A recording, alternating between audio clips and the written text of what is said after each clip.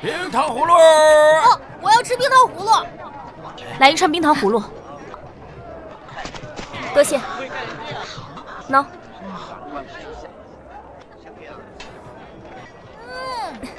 小明，糖葫芦好不好吃啊？姐姐买的什么都好吃，就你会哄我开心。没想到我临死前许的愿望竟然真的实现了，这一次我一定会守护好家人的。死人了！死人了！死人了！怎么了？哎，等等，哪里死人了？什么事啊？对啊。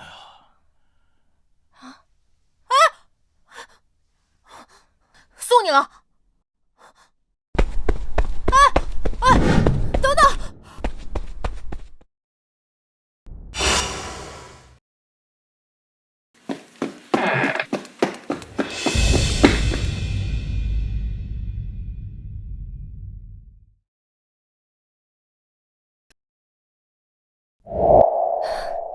没气了。小明，你待在这里不要乱动，也别让旁人进来，我去报案。姐，你小心点，说不定犯人还在周围呢。好，我知道了，你自己多加小心。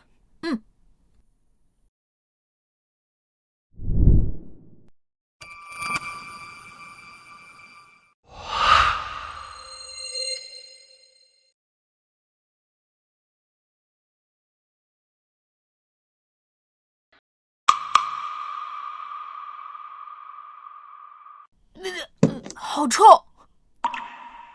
等等，气味怎么有点熟悉？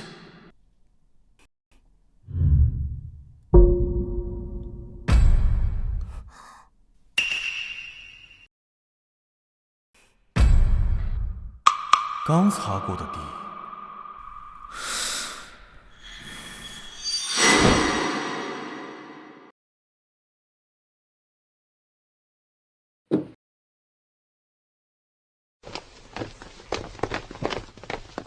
多头就在里面。怎么有个孩子在这里乱翻？谁家孩子这是？小明，不是跟你说了保持现场不要乱动吗？雷多头，抱歉，他是我弟弟周明，平时顽劣惯了，我会教训他的。小子，哎，行了，老雷，别跟小孩计较了，赶紧搜索一下现场。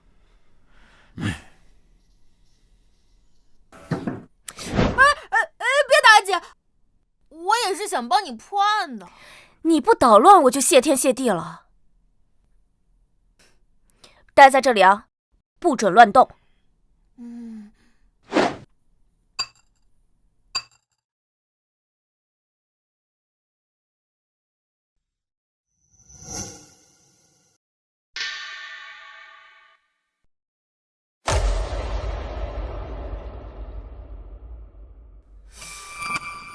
督头，死者身份已经确认，原是宜春楼的红官，名为晚霞。死者自己暂前赎了身，并落户于此，死亡时间大约在酉时以后。脖颈有很深的淤痕，但并未发现其他致命伤。老李，我大致都查了一下，死者的钱财尽失，许是歹人入室劫掠杀人。啊？什么劫掠杀人啊？这不明显是熟人作案吗？又是你！熟人作案，去叫街坊打听一下，死者生前的熟人都有谁？是。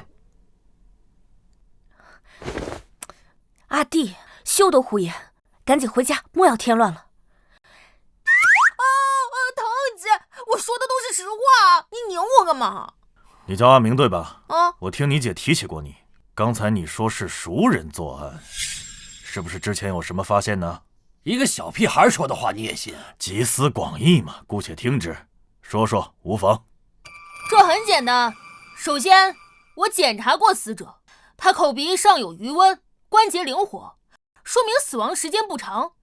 此时初冬，小雪已至，尸体只需1个时辰就会冰凉，因此可以确定他的死亡时间大致在酉时至酉时3刻之间。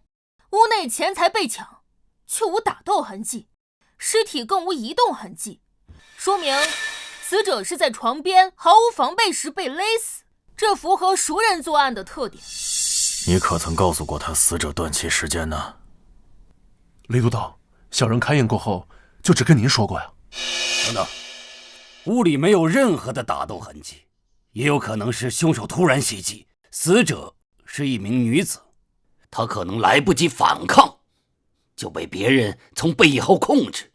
你如此武断地推出他是熟人作案，小子，别不停装懂，满嘴胡言。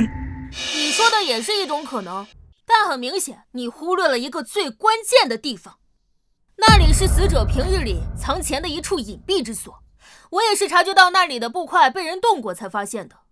请问，死者至今气绝不足1个时辰，假如是劫掠杀人，他怎么可能会在这么短的时间之内这么精确地找到藏钱的位置？我检查过其他地方，均未被动。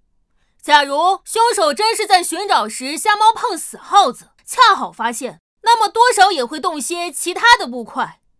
由此可见，凶手早就知道那里藏了钱，而这等隐秘地方，一般熟人也不会知晓，必是极为亲密之人才行。哼，以上，雷都头还有什么问题吗？黄口小儿，信口雌黄，凭一处佐证就敢下判断啊！破案岂是如此儿戏之事？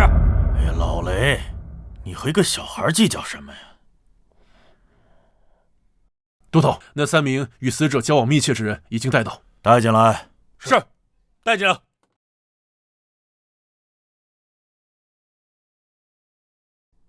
几位，说说吧，你们最近见到晚霞姑娘是什么时候？今日酉时，有人在何处？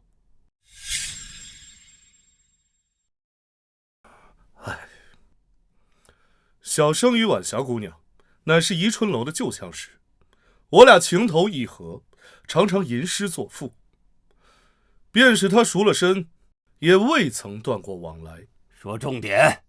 今日小生偶得一佳作，本想与姑娘分享，便于申时6刻前来寻她。只是她言身体不适，留我喝杯茶，便请我走了，之后再未见过。酉时左右，我也回到家中读书，左邻右舍皆可作证。你呢？你们该不会是怀疑我杀了他吧？我今天就没见过他。有时我在朱雀门下了差，而后手痒就去了赌坊，正赌得起劲儿，就被你的人带来了。他娘的，坏了老子的雅兴！属下确实在赌坊找到的他。是你？周燕，你认识他？都头，今天下午我和阿弟在街上逛街时，正是此人突然窜出，大喊死人了，才将我引来此处。这么说来，你才是第一个发现案件之人。周燕，还记得当时是什么时辰吗？刚过酉时3刻不久。酉时3刻，你来此作甚？如实回答。大都头饶命啊！这不是我杀的，我什么都不知道啊！知道什么说？说，都头，我和晚霞也算是老相好了。今天一早，他给我送信，约好了酉时与他相约。我当时也没想什么呀，酉时3刻我便来赴约，但是晚霞，美人我来了，都等不及睡着了是吗？晚霞，晚霞，死人了！死人了！小人当时都吓傻了，所以我一边跑一边乱喊，这才引来这位女捕头的注意。可是，都头大人，这晚霞姑娘真不是我杀的呀！都头，根据街坊们说，这个金老板与彩霞姑娘交游甚好，甚至还洋洋纳她为小妾。来呀，给我拿下！是，冤枉啊！大老爷，带回衙门。等等，不用浪费这个时间，他不是凶手。又是你这小儿，你说不是就不是，你以为你是谁啊？周燕，好好管管你弟弟。哎呀，我的小祖宗，你少说2句吧。我可不是乱说的，我有证据。证据？行，你现在就拿出证据来。你今天拿不出证据来，老子今天就治你姐一个管教纵容之罪。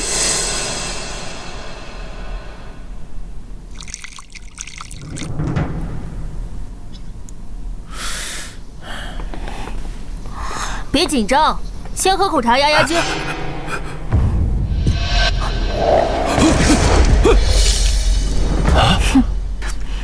嘿，他是左撇子。左撇子怎么？终于意识到了吗？还不算太迟。晚霞脖子上的勒痕是左深右浅，走势也呈左高右低的倾斜，很明显，凶手的惯用手是右手，而他……周小郎君，你是什么时候发现他是左撇子的？很简单，他进来的时候我就观察到了。他左手中指第1关节处茧子很厚，正常而言，只有常年握笔才会如此。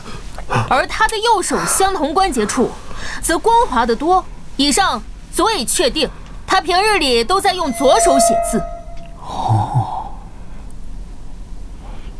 另外，他左手掌缘虎口处茧子又厚又硬，这是常年使用剪刀才会留下。与之相对，他的右手对应部位处则很干净，但他的右手食指和中指根部却又有茧子，说明他平日里会用右手辅助按压和固定物品等。以上，他是左撇子的概率超过了90%。还有什么问题吗？就算他不是主犯，他和这件事也脱不了关系。酉时3刻来找死者，和死者遇害的时间相符，怎么看他嫌疑都重大。你买凶杀人会准时赶到现场，然后把自己当成第1嫌疑人，网上买东西给好评是吧？你，你胡说八道什么呢？疼姐，轻点姐。你还敢胡说八道？这2位都头是我们府里的中流砥柱，人家破过的案子比你吃过的盐都多，你那点小聪明算什么？都头，对不起啊，我弟被我宠坏了。哎，行了，都多大人了，至少他给我们节省了时间吧，是不是？这个周小郎君，你非常不错啊。不过咱们破案可不是过家家，你的好意我心领了。只不过呢，这里是凶案现场，你就先回家去吧。啊，来人，给那个周小郎君带回家去。哎，不用，我自己会走。不过看你人还不错，临走前就送你一条线索好了。我看你是皮痒了是不是？你能有什么线索？李都头，我要告状！你也看到了，我姐天天这么打我。按大宋律法，无故殴打10岁以下孩童，当罚钱800，劳作7日。念在她是我姐，劳作就免了，直接把她罚的钱给我就行了。哎，小兔崽子！以大宋律，长姐为母，你状告长辈视为不孝，先鞭15，以儆效尤，然后再审。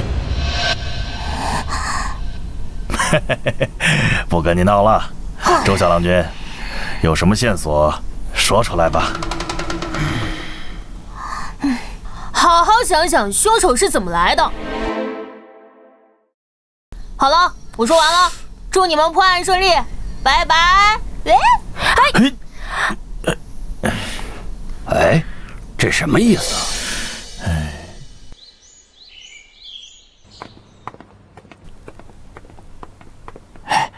周小郎君，这里就是你姐的宫厅，她正与2个都头上议案件，你稍等片刻。多谢老伯。哎，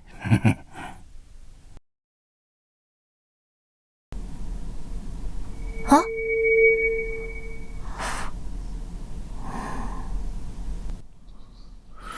这是3天前的那个案子，他们还没破案。死者晚霞，前宜春楼红官儿，9时左右被勒死于家中，屋内凌乱，钱财被洗劫一空。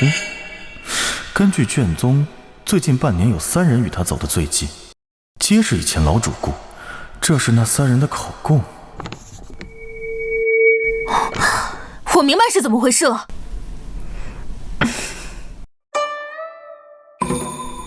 小明，你怎么在这儿？小明，你怎么在这儿？姐，你还记得我这个没饿死的弟弟啊？我还以为你把我忘了呢。那不是府里最近太忙了吗？再说了，我不是给你留了米面吗？你觉得我会做饭？我下次注意。等等，你是不是翻看我卷宗了？臭小子，欠打是不是啊？哎呀，姐，我这不是看你3天没回来，怕你太累，想帮你破案吗？再说了，以前爹在的时候，他也经常拿卷宗回来看，我也没少偷看。那能一样吗？以前爹娘在的时候，凡事都有他们顶着。现在你不捣乱，我就谢天谢地了。哎呀，姐，知道这案子压力大，所以特意来帮你。离破案期限还有2天，没问题。你怎么知道府尹限定的期限啊？哎，简单，平日里命案虽重，却不会让捕快有家不能回。这次反常，压力定来自上官。我听闻，这任汴京府尹已任职5年，却一直未得升迁。加上半月前吏部侍郎告老还乡，他一定会生出想法。这个时候汴京府里发生命案，你说他急不急？至于5天，是我猜的。阿明，我发现你真的不一样了。我这是3年不明，1鸣惊人。说你胖，你还喘上了？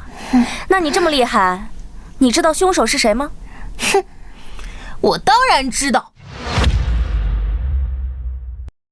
周燕，你让人找我们来说案情有新进展了，是怎么回事？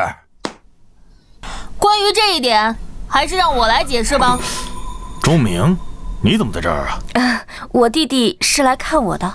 看你就看你，扯什么破案呢？这案子我已经破了。什么？可当真？不是，你真信这一个9岁小孩说的胡话呀？府尹大人给我们的时间就剩2天了，这个时候听听小郎君说什么也无妨嘛。咱们都破不了的案子，凭这小屁孩？我本来就是来帮我姐的，你们爱信不信。哼，小年纪口气还不小，我还就不信了。我们这些老吏破不了的案，你能破？那要是我真破了呢？真破了，老子随你处置。好啊，那你敢不敢和我打个赌？怕你不是好汉。哎，老雷，你和一个小孩，你赌什么赌？你别拉我，今天非杀下他的气焰不可。赌注是什么？要是我赢了，你从今往后在府衙里见到我姐就得客客气气的，她说什么你就听什么，不许犟嘴。我输了当你儿子都听。你输了呢？我怎么可能会输啊？小兔崽子你！好，我要是输了，我姐随你处置，这总行了吧？一言为定。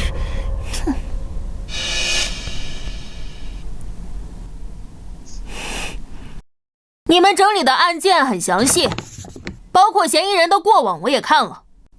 整个案件其实并不复杂，凶手就在他们3个之中。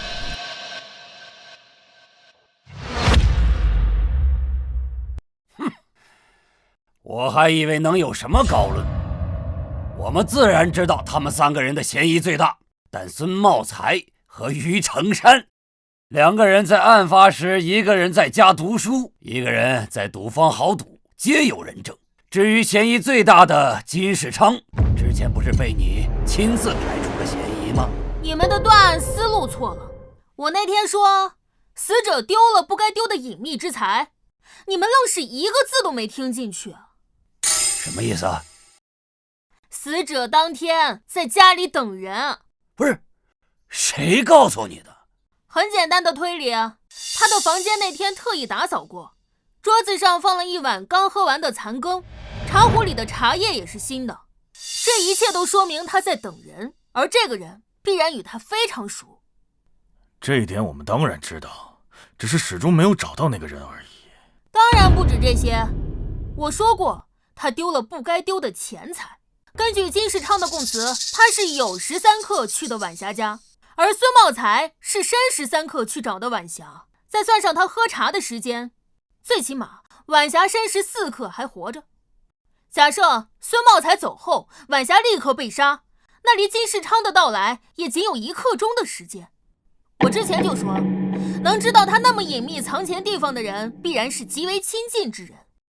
而在这半年里，和死者走得最近的只有他们3人，所以凶手必为他们3者之一。都是屁话，绕了半天不还是绕回去了吗？你倒是说是谁呀？既然你们那么想知道，那我就告诉你们，凶手就是他。凶手就是他。哼，一派胡言。当日他的行踪清清楚楚，他在朱雀门当差，交差便是酉时，然后他去了鸿运赌坊，离朱雀门3刻钟的路程。我们问过赌场的老板，他到赌场时刚好酉时3刻，根本就没有作案时间嘛。难不成他是非去杀人的？我当然不会凭空污蔑他。鸿运赌场位于西城，距离死者家不到5条街的距离。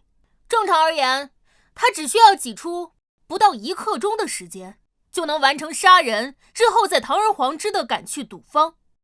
朱雀门到赌坊需要3刻钟，那是对常人而言。实际上在汴京有一条路，只需要2刻钟不到的时间便能赶到，只是那条路正常无法使用。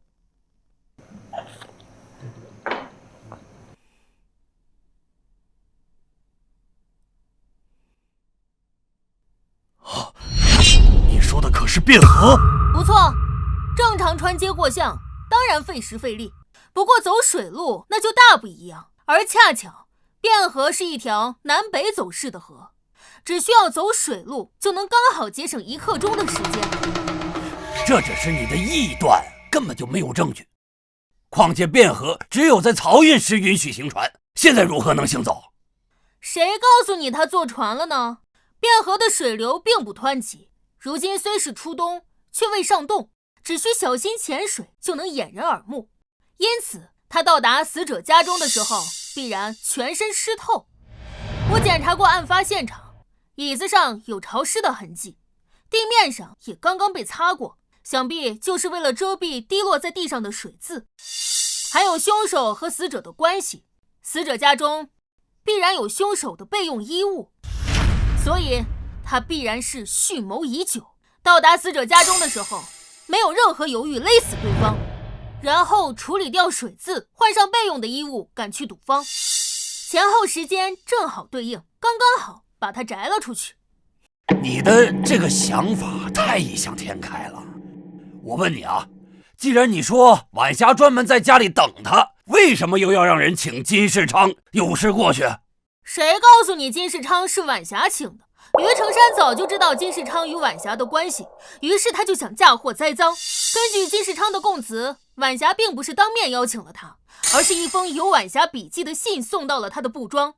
很明显他被骗了。于成山在确认好作案时间，并邀请金世昌赶去晚霞家，而他到达的时候正好撞上刚死不久的晚霞，再加上2人本就有私情，到时候有嘴也说不清，案子一下就变成铁案。唉，可惜啊。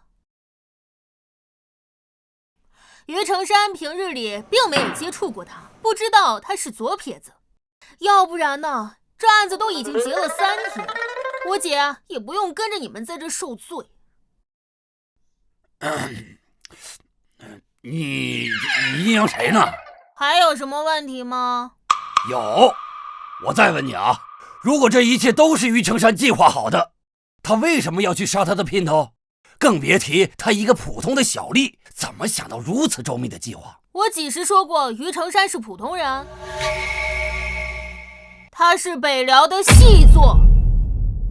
什么？阿明，你知道自己在说什么吗？不可能，那于成山是程门吏，他的户籍我们早就查验过了，他是泸州人士，12年前前来汴京投靠亲戚，泸州府那边户籍、年龄、时间都对得上，冒名顶替而已。那天在案发现场，于成山虽表现外表粗鄙，可他却站姿挺拔，走路时右手摆动极小，这是常年军武的特征。还有他走路时有轻微的外八，双腿罗圈虽不明显，但还是能观察得出，这起码是得有10年马背经历才会留下的。我可不记得咱们大宋泸州有这么一支骑兵。不是你，继续说。他的拇指关节下有一圈很明显的环，说明他常年戴扳指。还有他拇指指头肚处有一圈很厚的圆形茧，位置非常精确，说明他年幼时就开始练习弓箭。但是他来汴京的这10年里，痕迹还是未消退，说明这些年他私下里还在练习弓箭。你们说，一个军武出身、擅长骑射的精锐，来了汴京担任城门吏，甚至不愿荒废武功，你们说他想干什么？小郎君分析的确实有几分道理，可是你并无实据。这于成山毕竟是城门司的人，如果我们贸然抓人的话，仅以推论肯定是定不了罪。万一时间拖长，城门司前来要人的话，恐怕不好收拾。所以他是细做的事，你有几成把握？10成。好，那我就陪你赌一把。老雷，准备抓人。别冲动。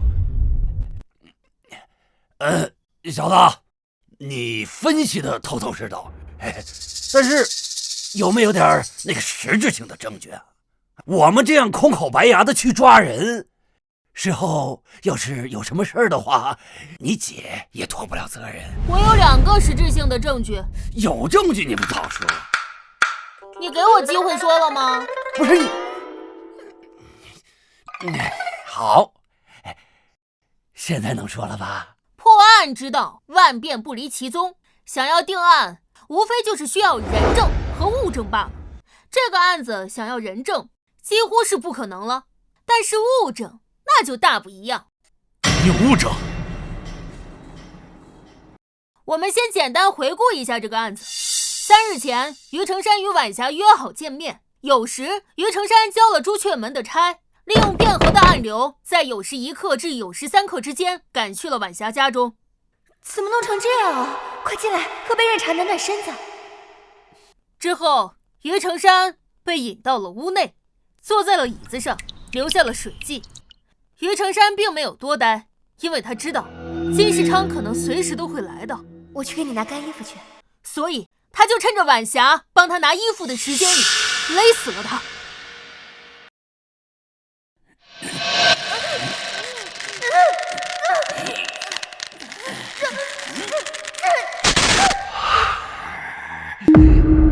那之后，他快速地换好干净的衣物，再将屋内所有的首饰和钱财全部带走，赶去了赌坊。就在他走后不久，金世昌来到。晚霞，美人，我来了。发现没有，整个案件有2个最重要的物证：钱和那套湿衣服。没错，他本可以杀完人之后不拿钱，但他是个老赌鬼，必然负债累累。这种有机会让他翻本的钱财，他一定不会放过。但晚霞之前是一名出名的红官，就算赎身后剩下的积蓄也剩不少。反倒是于成山，每月的俸钱不过1两2钱，所以你们只需要在他家中搜出一笔可观的钱财，便可以此为由将他带回府衙审理。他这种人经不起审的。好，有这理由就足够了，城门司那边也不会说什么。只是那套衣服怎么成为证据？已经过去3天了，恐怕他早已经处理了。就算是咱们找着那套衣服，万一他到时候要是不认呢？只要你们把我带去，我会让他承认的。啊？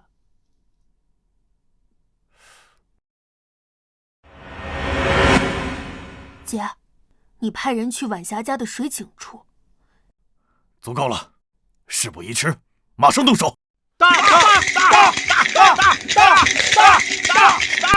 开！ 18点爆的，我又赢了！于哥，你今晚这手气真棒啊！嘿嘿，还行还行。这么晚了，是谁来了？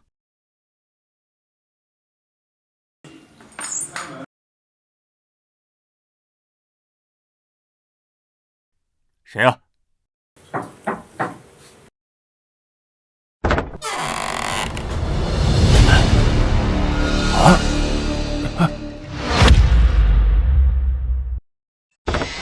是你！别动，把刀交出来！于兄，怎么回事？汴京府办案，统统别动！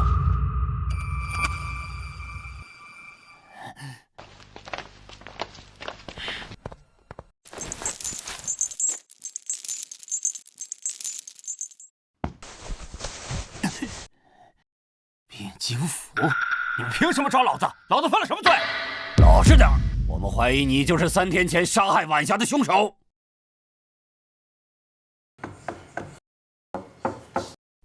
阿明，你干嘛呢？哎，找证据，说了你也不懂。臭小子，你们到底要干什么呀？3天前那婊子死和我有什么关系啊？我都告诉你们了，下了差之后，我直接去的赌坊，哪有时间去杀他？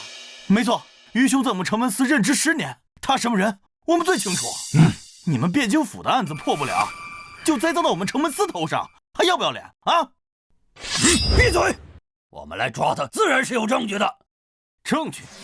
证据在哪儿呢？倒是拿出来啊！我告诉你们，老子虽只是个城吏，但这些年认识的人脉也不少。今天要拿不出证据，我跟你们没完！都头，找到了。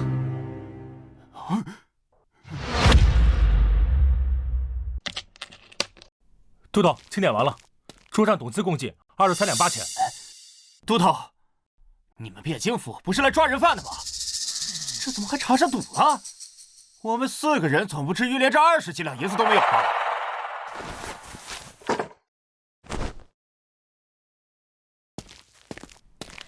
我检查完了，都是50两的大银，一共150两。哼，23两白银当然可以有，可是于成山，你每个月月俸1两2千，这150两白银是从哪儿来的？你们汴京府没事干了，老子有钱也碍着你们了。你骂谁呢你？啊！再敢无言，小心你的皮！好得很。你们今天最好把老子弄死，不然等老子出来，定去敲御史台的明冤鼓。你爱去哪儿鸣冤去哪儿鸣冤，但你现在必须给我解释，这些白银是从哪儿来的。好，那我就告诉你，上个月我们朱雀门失火，是我提前洞察，并邀众人救火，保住了库中诸多器械。因为有功，户部特批了150两作为赏赐。不信，我在场的同僚皆可为证。对，你们还有什么要问的？啊，没错，当时救火时，我就在场。事后还是我们上官亲自向朝廷禀报，请求的赏赐。你们汴京府可不能冤枉人啊！就算是朝廷赏赐的150两，像你这样的老赌鬼能存得住钱，早就输得一干二净了。这些钱肯定另有来路。哼，没有证据就开始凭空捏造是吧？嗯，是你？我想起来了，那天我得罪过你，你这是要公报私仇啊！你胡说八道什么呢？你少装蒜！那天晚上在朱雀门，你背着你弟弟求我开门，你敢说不是你？小叶，怎么回事？都头，是1个月前，我弟弟突然落水，晚上便发了高热。你也知道，我只有这一个弟弟，于是我便背着他去医馆求医，但他实在病得太严重，内城的医馆已经无能为力，只有外城的薛神医擅长此症。军爷，求求你让我们过去吧，我弟弟快撑不住了。宵禁之时，非有皇城司守御，任何人不得同行。我乃汴京府左军巡捕，并非带人。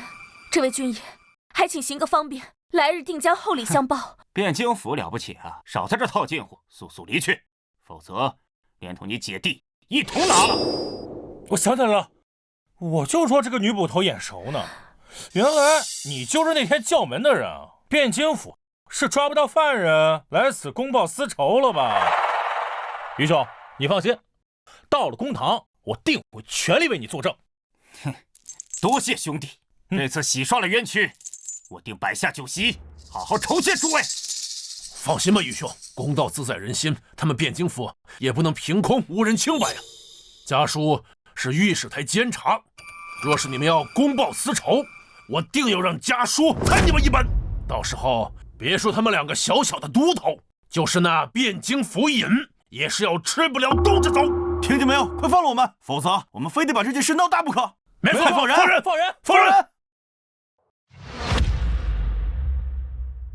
给老子闭嘴！哼，敢做不敢认呢！哼，弟兄们，咱们不用怕。哼，该害怕的呀，是他们。老师，老李，现在怎么办？实在不行，把他强行押回府里先审了再说。只要撬开他的嘴，这事就好办了。撬不开怎么办啊？这里是京城，有多少双眼睛盯着我们这个案件？我们一旦出了差池的话，受罚的可不只是我们2个。这也不行，那也不行，现在怎么办？哎，周家那小子哪去了？怎么没有人影啊？在屋里。都什么时候了，把他救出来！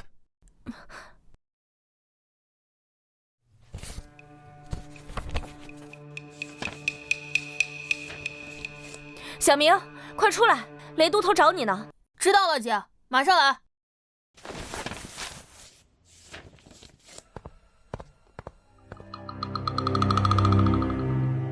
他马上就来。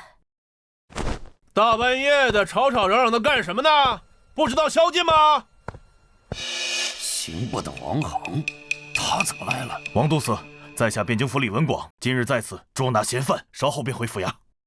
哦，原来是汴京府的同僚在此办案啊，失礼了啊！不知是何案件，竟要深夜拿人呢？王都司，救命啊！救命啊！小人是冤枉的，汴京府破不了案，就要拿我顶罪，他们根本就没有证据，你一定要为小人做主啊！没有证据？2位都头，怎么回事？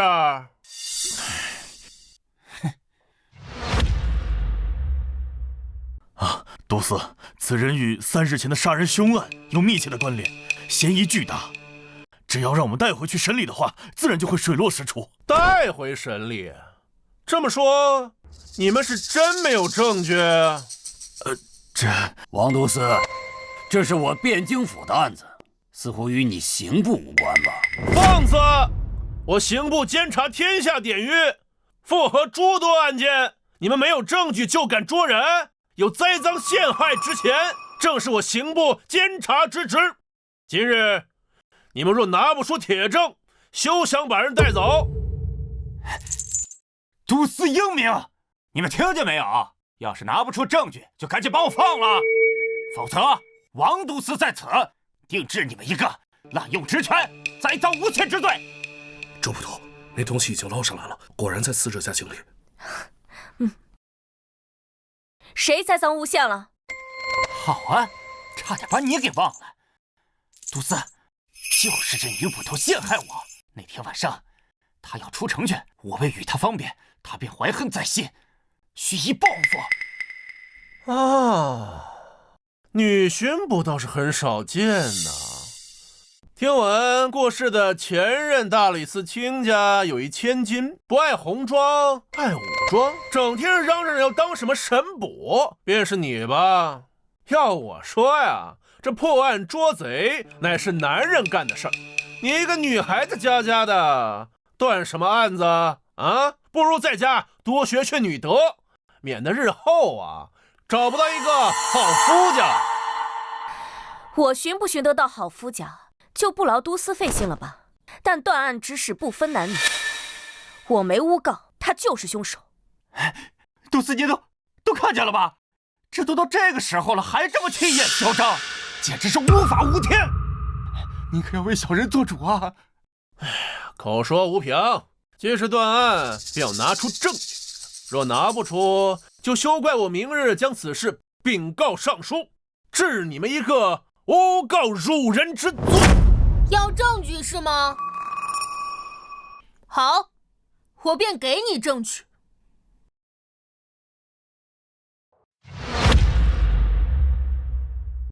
哎，你小子从哪儿冒出来的？杜四，他就是这女捕头的弟弟。那天晚上，就是女捕头背着生病的他想要出城，他也是蓄意报复。这孩子是你们汴京府的捕快啊？这是天大的笑话呀！啊，你们一群老巡捕听信一个孩子的，汴京府的脸啊都被你们给丢尽了。你夫人知道你养了外室吗？你胡说什么？你这荷包佩戴的位置很显眼，八成是正室所送。荷包异常精致，有金色细线，是蜀锦中的金线孔雀锦。此锦价值1000金，更是宫中贡品。你夫人定出身高门大户。你身上有很浓的胭脂味，说明你前不久还待在一个女人身边。于成山家在东城，而你夫人乃高门，大概率住在北城。我们来了不过1刻，你就算骑马也无法赶来。再加上朝廷再有明文，在职官员不得夜宿青楼。再考虑到你并未骑马，所以你养的外室离这只有1刻钟不到的步行距离。这案子本不在刑部管辖范围内，可你却能这么迅速地赶到。你收到了消息，你是他的上线？不对，以你的智商不太可能。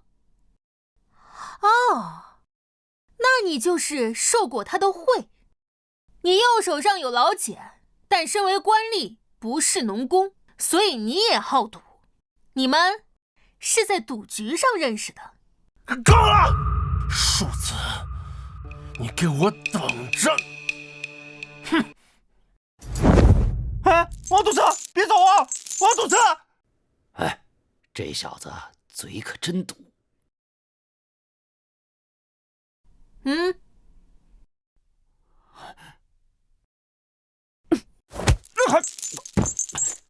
都到这份上了，咱们就开门见山。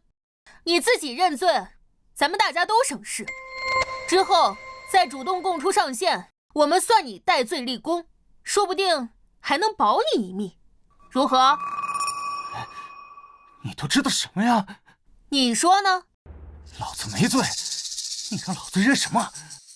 唉，看来你是不见棺材不落泪。姐，给他证据。好嘞。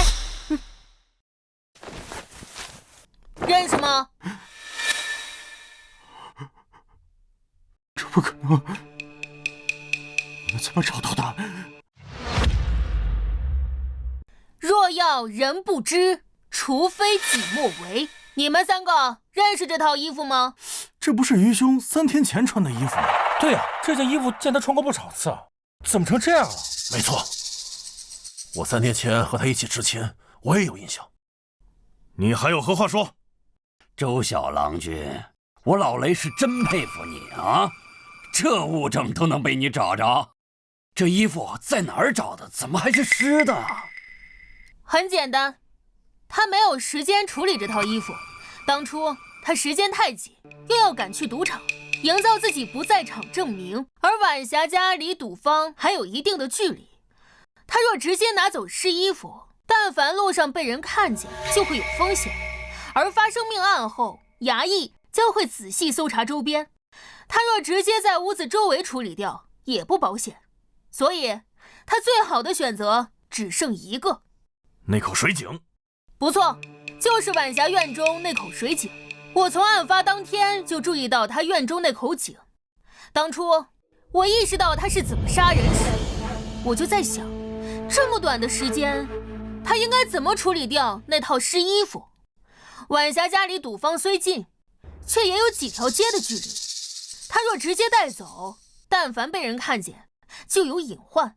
而他如果随意扔在周围，待汴京府搜寻时，也极有可能会找到。哪怕是扔回汴河，也有被人打捞的风险。综上，他最好也是最安全的方法，就是把这套衣服绑在石头上，丢到那口井里。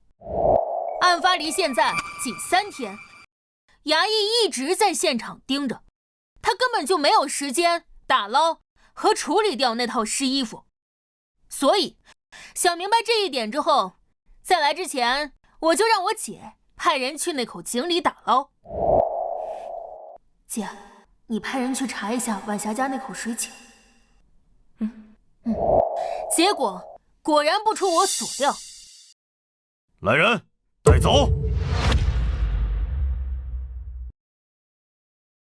我与晚霞早就相识，做暗地里的夫妻也有些年份了。那天，也就是我杀他的前一日，我与往常一般去他家私会。夏宝贝，几天没见，想死我了。哎，干嘛呀？大白天的，让人看见怎么办呀？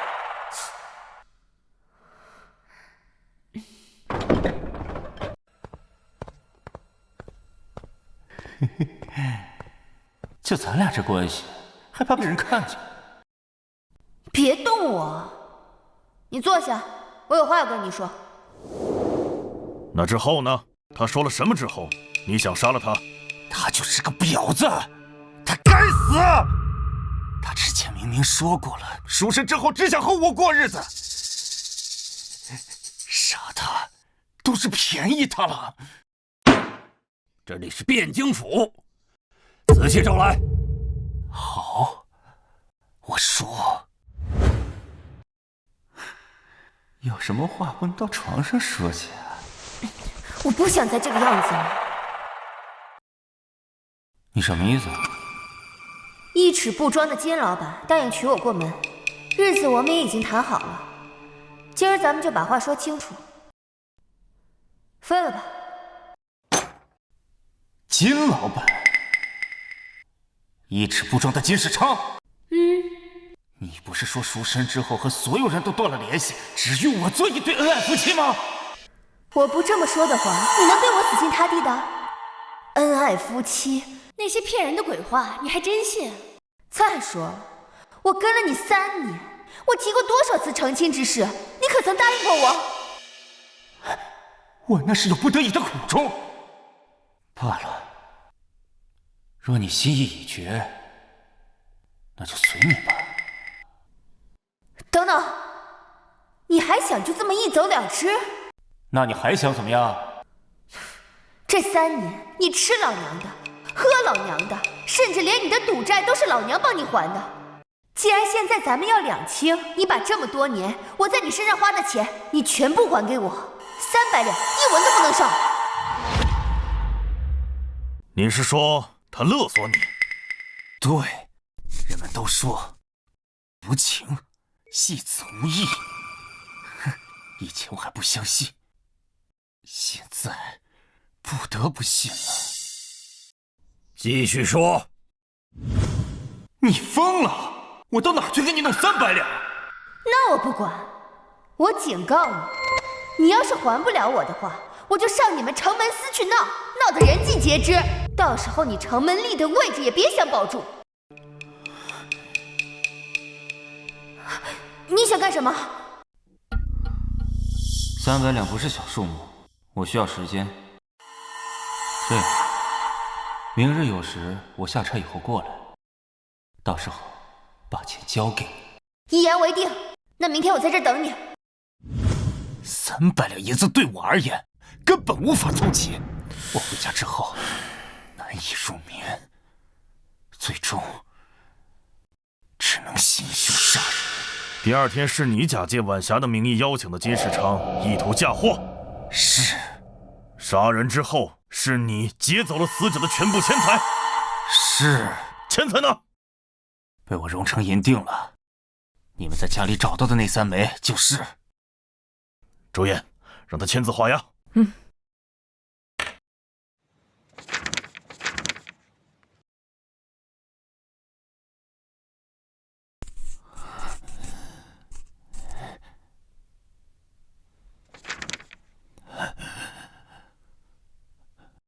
终于结束了。晚霞案的罪名你已经认了，那我们就聊聊别的罪名吧。辽国让你来我们这里的目的是什么？你的上线是谁？我不知道你在说什么。这时候了还冥顽不灵？诸位辛苦了。本官听说你们连夜抓住了3日前命案的真凶，特来一看，没有打扰到各位吧？他是谁啊？沈清，刑部仅次于尚书和侍郎的郎官，他怎么会来？哦，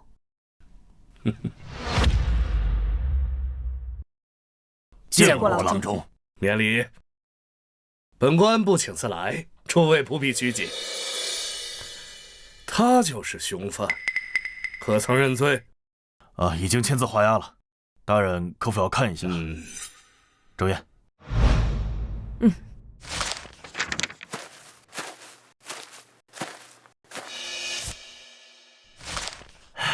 郎中，请。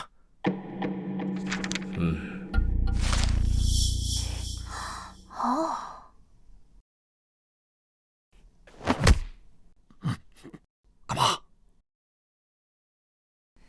快去！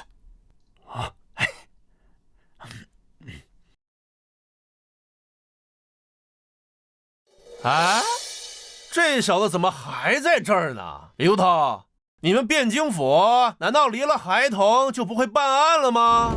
怎么回事？郎中，之前就是这小子在办案现场胡言乱语，干扰下官与李都头等人办案。李都头，竟有此事？郎中，周小郎君可是难得一见的小神童啊！这次办案他可帮了大忙了。哦，周明见过沈郎中。周明，莫非是前大理寺周四卿的公子？正是。周燕呢是他的姐姐，现在在汴京府担任巡捕。这次呢，周小郎君也是帮他姐姐办案，虽有逾矩，但也情有可原。既然李都头都这么说，那本官也不好再多说什么了。郎中，李都头，口供我已经看过了。既然罪犯已经认罪，那按规矩便应该送给我刑部复审。这择日不如撞日，本官现在就把他提走，好吗？郎中，这恐怕不符合规矩吧？如果按程序来说，此等重要的犯人移送刑部的话，需要刑部的文书，还有中书门的命令才行。要上命。好，王都司。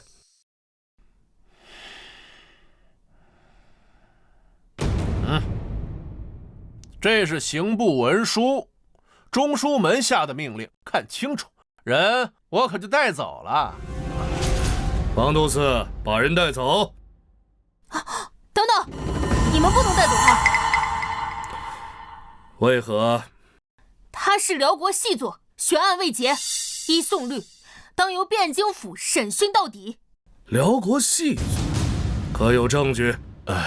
尚在审理当中。那就是没有证据。这捕风捉影的事，可做不得准呐。还是把人交给我们刑部吧。王都司，带人走。我说了，你们今天带不走他。李都头，你们汴京府就由着这一个孩童胡闹吗？周小郎君，你看这人不能给他。好得很呐。李都头，这刑部和中书门下的文书我已经给你。之前我顾及你们汴京府的面子，一忍再忍。若这孩子还是不知好歹，阻扰公务，休怪本官翻脸无情了。是谁将沈兄气成这样啊？陆兄，些许小事，没想到把陆兄也惊扰来了，罪过罪过。沈兄此言差矣啊，公事无小事，还是与沈兄交接好。李都头，如今什么情况了？啊，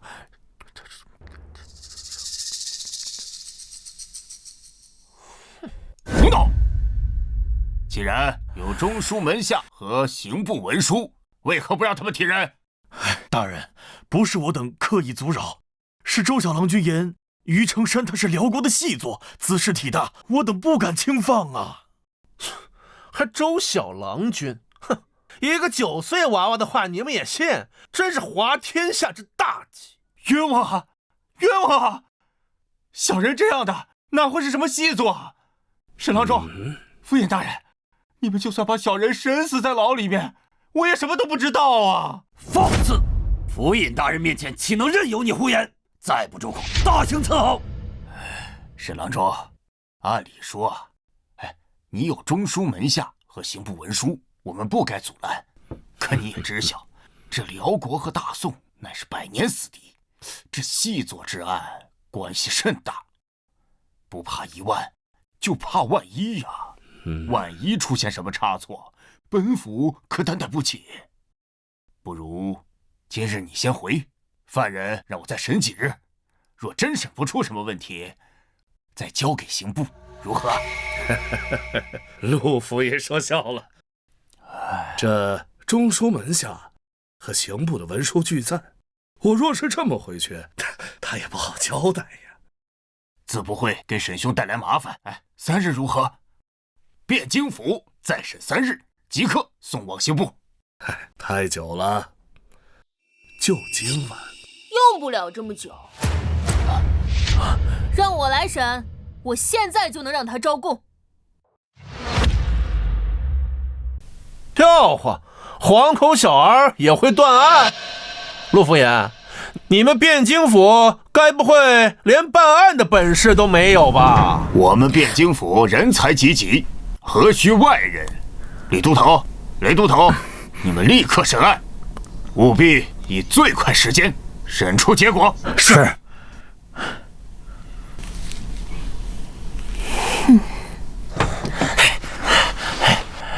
郎中坐。既然如此，那本官就在这儿等着。本官也想见识一下这汴京府的审案手段。不过你们可抓点紧啊！这在天亮时若审不出个证据，那我可就要将人带走了。哼，开始吧。于承山，我且问你，你是否是北辽细作？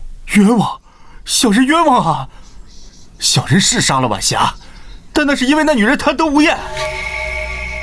至于什么北辽细作，小人当真不知啊！我问你，你拇指上弓箭极厚，非经年累月的老射手不可能有，而且拇指上带斑指明显，以上皆说明你非但早年善射，而近年也常常晚弓，你作何解释？说，村里生活不易，早年间我随猎户进山学了弓箭，至于到了汴京，我虽在城门司，但也有进取之心，因此私下里一直练弓，希望有朝一日能通过皇城司的考核。都头，若这都是细作的证据，那整个汴京岂不是遍地都是细作？你的这双罗圈腿，这分明是常年骑马所致，这又是怎么回事？山中猎物需到城中售卖，早年间我常骑驴往返，这才裸腿。这继续审了，有什么疑点，通通全问出来啊！要不行就上刑。我可是听说这汴京府的刑具是独树一帜，比我们刑部可强多了。顺便提醒你们一句，这离天亮也没多远了。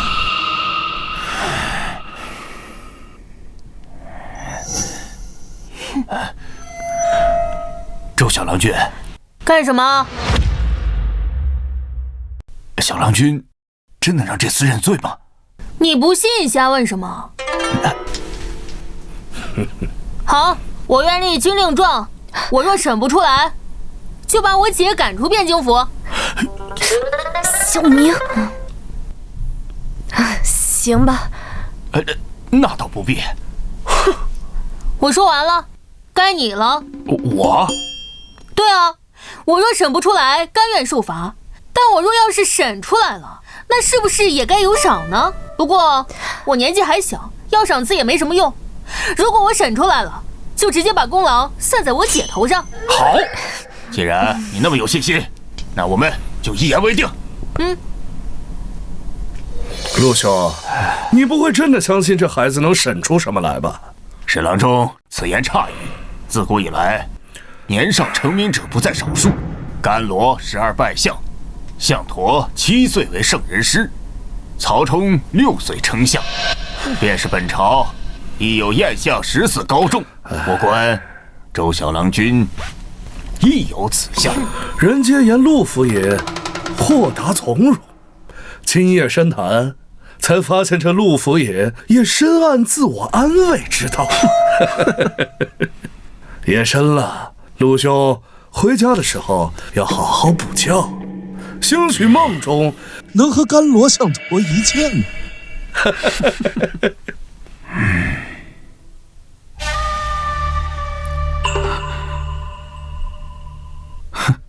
小子，他们那么些人都没有审动我，连大刑我都扛过来了，你该不会以为你能审出点什么吧？谁说我是来审你的？你是辽国间谍，这一点都摆在明面上，根本就不值得一审。小小年纪，大言不惭。于承山，幽州人士，12年前奉辽国命令南下潜伏，伪造身份，混入汴京，后入职城门司，一直窃取情报，暗中串联上下，为辽国走私盐铁等违禁品。不敢相信我怎么知道这些的吗？好，那我今天就让你死个明白。都到这份上，你该不会还心存侥幸，认为自己能活下来吧？你说什么？我听不懂。听不懂我就揉碎了，好好跟你解释解释，也让你明白你现在的真实处境。像你这样的探子，一般都是精挑细选出来的，培养不易。你虽职位不高，可朱雀门的城门里却是重要位置，平日里能接触到很多关键信息。就算你被捕，也一定会有人来救你。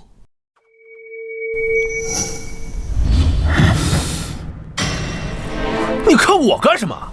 我又没说你，你紧张个什么劲儿？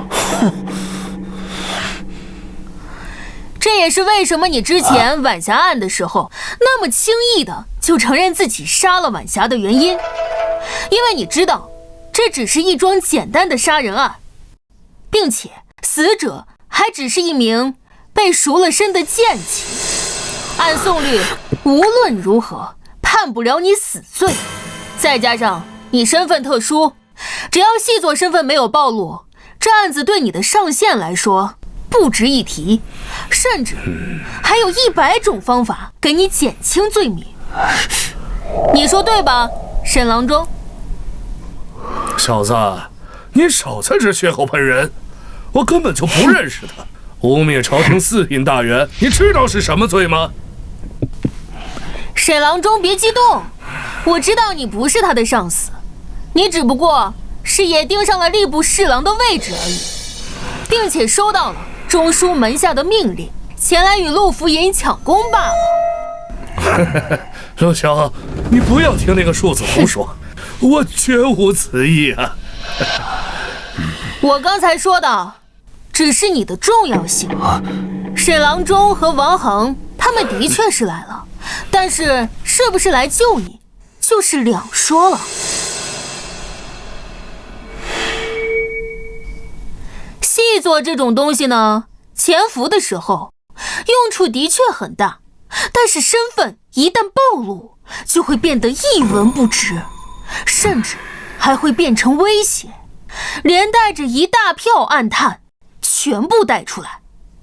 之前你牵扯到晚霞案的时候，并没有人怀疑到你细作的身份，他们还有可能会尝试着拉你一把，但是你现在细作身份已经被怀疑，你我都很清楚，你根本经不起查。我们只要再多费几天的时间，你细作的身份根本藏不住。这种情况下，你觉得你的上线会怎样想？看来你也很明白，现在最想让你死的就是你的上线。我之前在你家说的话仍然有效，你主动交代，我们算你投诚，还会全力的保你一命，如何？我不是细作，交代什么？不愧是专业的暗探，你心里早就做好赴死的准备。你这种人替辽国死，唉，可惜。哼，庶子，你口口声声称他之为辽谍，可是他自始至终他都没有承认过，难不成就凭你一张空口就要定罪？唉，夏虫不可语冰。你说什么？我刚才就说过，他是辽谍这件事都已经摆在明面上了，居然还有蠢货不懂，那我就勉强再来解释一下。首先，第一点，他的身份户籍是伪造的，他是燕云16州的幽州人士，不是泸州人。哎，何以见得？刚才他不是已经解释过了手上茧子的事儿和罗圈腿的事儿吗？很简单，晚霞案现场桌子上摆放着一碗喝剩余的羹汤残渣，我检查过，此乃绿豆粉浆。绿豆粉浆是幽州的一种特色小吃，口感怪异，汴京极少有人会喝。大家都知道，晚霞当天等的人是他，请问，一个从小生活在泸州，后来迁居到汴京的人，怎么会喜欢喝口感怪异的幽州小食呢？这是其一。至于其二嘛，认识吗？只不过是一块普通的石头，有什么稀奇的？这是眼石，莫非就是用来做泸州端砚的眼石？不错，泸州端砚名扬天下，而在汴京，这种石头却不多见。但是在泸州本地，却到处都是卖这种石头的商铺与小贩。奇怪，你一个泸州籍人士，竟不认识这种有名的家乡特产。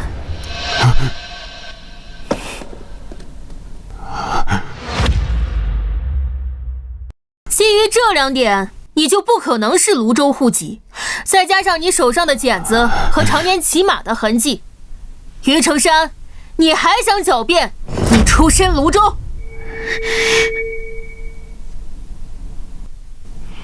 我承认，我在籍贯上撒了谎，但我不是细作，我是幽云的汉人，只是受不了辽人的压迫，这才难逃，但又怕引起宋人的怀疑，这才伪造了户籍。但我真的不是细作呀！你不觉得你说的话很可笑吗？伪造户籍，在大宋伪造户籍，特别是迁到汴京来的户籍，你知道有多难吗？上上下下要打点多少关系，经过多少衙门，就凭你一个逃难来的普通人？我不是细作，我什么都不知道。夫人，到现在这小子还冥顽不灵，动大刑吧。不必，我会让他开口的。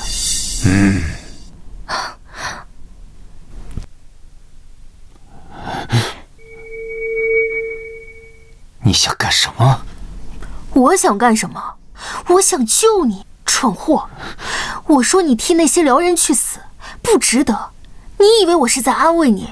我是真这么想的。你是幽州汉人，这些年一定不好过吧？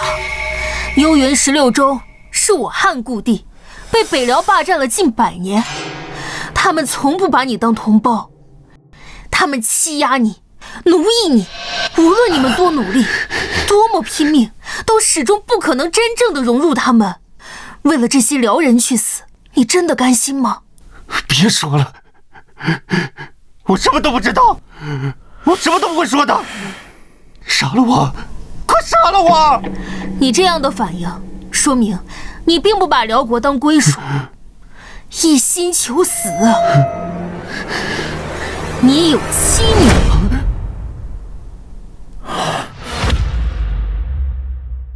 你都知道什么了？我知道的很多，多得超乎你的想象。认识这个吗？哪来的？怎么会在你手上？还给我！我从你屋里找到的，在你枕头底下。是你女儿送给你的？这福袋的用料并不好，只有中间用了红布，说明你家里并不殷实。这福袋里面放了5根桃木，是用来祈福转运的。福袋有好几处磨损，里面的木头也已经腐烂了，这说明有些年头了，并且被你常年握在手中。能让你这么思念的人，8成是你最亲近的人，要么是你的妻子，要么就是你的女儿。这福袋的做工并不好，很明显是初学者，是你妻子的可能不大，所以是你女儿在你临来之前专门为你准备的。哎呦，刚学女红的年纪，6、7岁，那可真美好呀。12年，你有多少年没见过他们了？要是他们还活着，也到该嫁人的年纪了。你说什么？哦，原来你还不知道他们已经死了呢。胡说八道！黄口小儿，信口雌黄，我杀了你！他们活着，他们活得好好的，害我来之前，他们偏偏答应我。这么说，你承认你是被派来的了？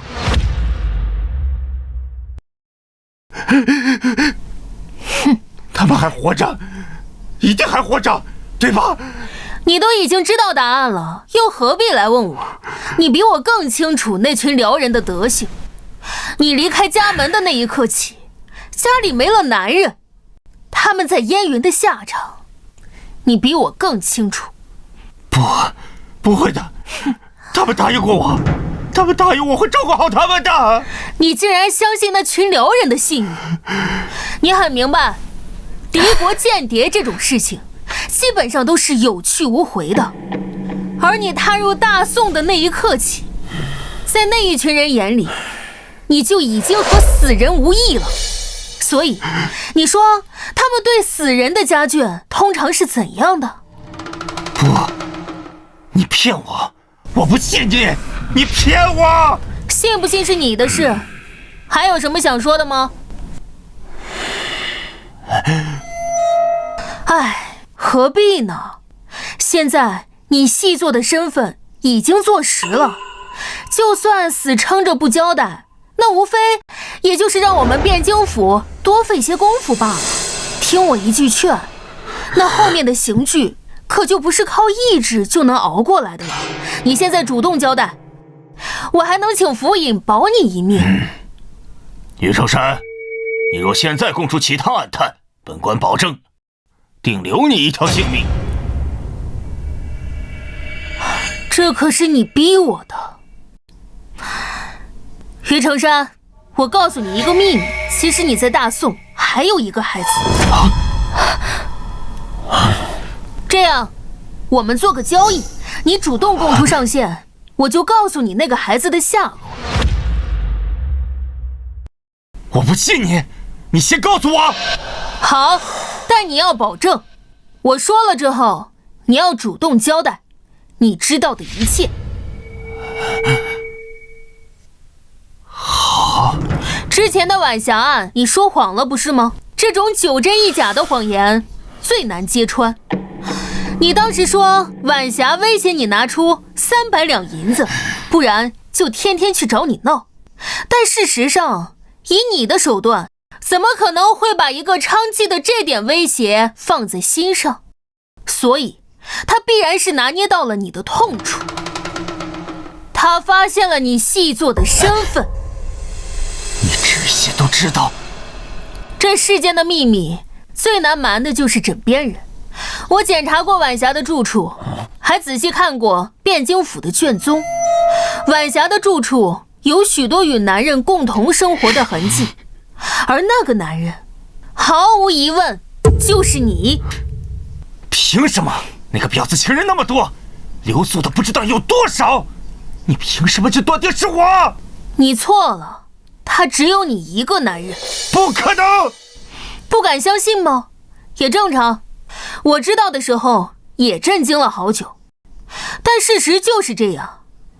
根据汴京府对街坊和金世昌以及孙茂才的口供，自从他赎了身之后，这3年来在他家留宿过的只有你一个人，其他人哪怕是孙茂才和金世昌，他都保持着一定的距离。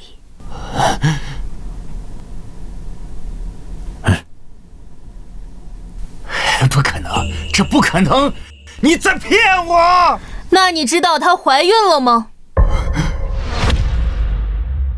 你这种细作，哪怕内心再强大，本质上也是孤独的，因为你们每天生活的环境、接触的所有人都要小心翼翼，时刻防备着，也因此，你们内心深处所渴望的是与家人的温馨。根据你之前的口供，这3年里，你对他多少也是有感情的，他也是的。甚至在这3年里，他曾不止1次的向你提出过成亲，但都被你拒绝了。他本来已经想放弃了，但直到发现怀了你的孩子，后面的事，你比我更清楚。不可能！他说那些绝情的话，还逼我拿出300两银子，还说要嫁给金世昌。还说要跟我断绝关系。他找你要钱，是因为你又拒绝了他。他怀了你的孩子，若不找你要钱，怎样抚养腹中的孩子长大？金世昌确实向他提出过成亲，但根据他的口供，他亲口拒绝了他。他做的这一切，都是因为他怀了你的孩子，而你却亲手杀了他。你今晚是夜柴，我包了些炊饼，都是你喜欢吃的豆沙馅。当家的下差累了吧？来烫烫脚。我呀，还给你温了你最爱喝的烧酒，还给你炒了2个小菜。我或许会骗人，但尸检不会。在案发当天，仵作在死者腹中发现了1名胎儿，只有3个月大，是你的孩子。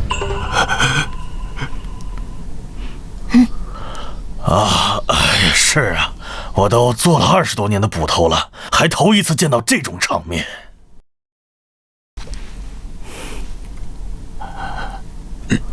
我怎么不知道时间？是，本来我们是不想告诉你的，但是既然都已经说了，不，晚霞，我该死！我都干了什么？我不配活着！杀了我！你们快杀了我！按照之前的约定，该交代了吧？我说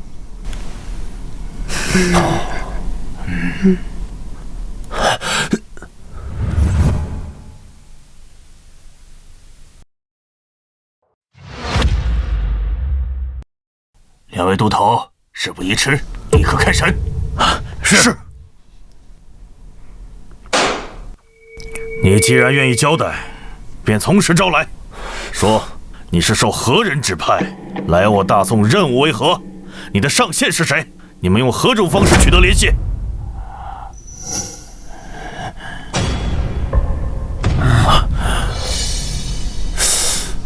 你看我做甚？2位都头啊，切莫听信这厮胡乱攀咬啊！王都司，他还什么都没说呢，你慌什么？于成山，看你这副派头，莫不是想说王都司是你的同党？他不是，但是他收受了我的贿赂，提供了很多方便给我。逆贼，安敢血口喷人！对不住了，王大人，来人，拿下！郎中，我冤枉啊！你救我，郎中！沈郎中放心，我们汴京府绝不相信此人的胡乱攀咬。待查清真相，定还王都司清白。陆府爷，我们后会有期。哼，郎中，我冤枉了，郎中。继续审。小叶，随我来一趟。哎。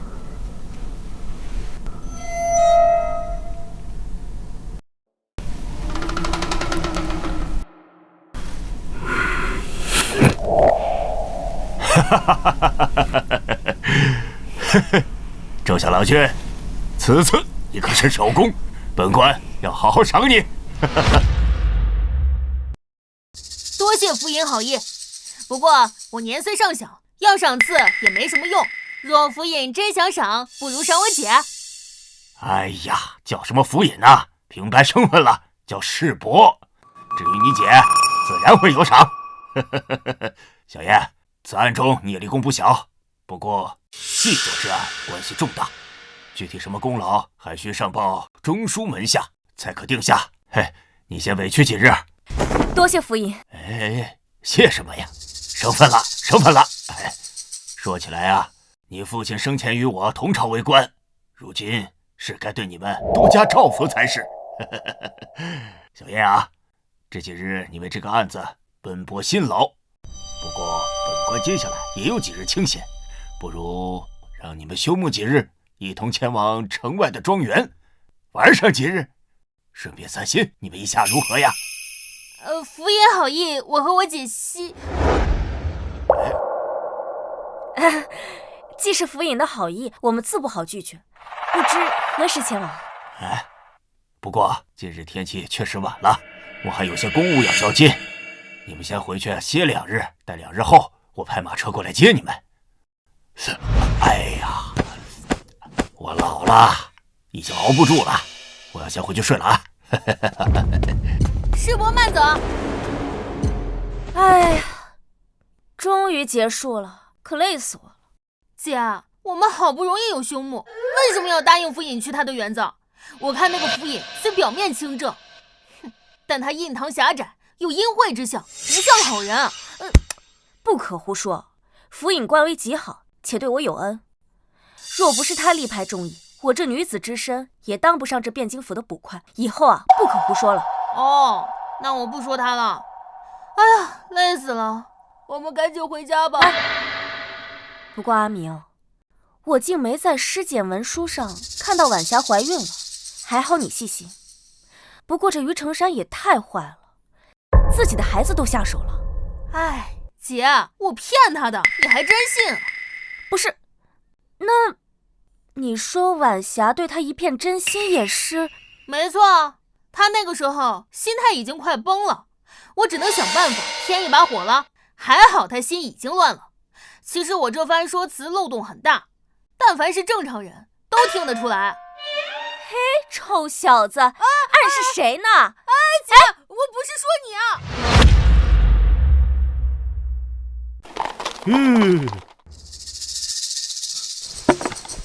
老爷，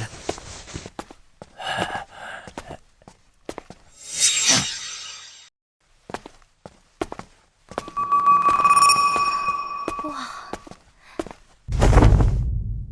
两位贤侄，这位是吴管家，跟了我30多年，对庄内之事了如指掌。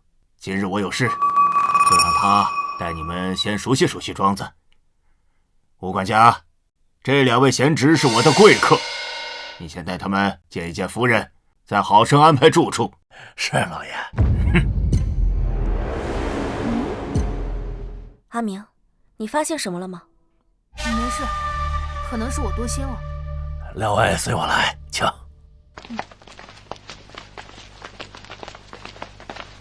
这庄子本是老爷的游玩之所，每月只有休沐时会来几次，日常都是柳夫人负责打理。这边，吴管家，您怎么了？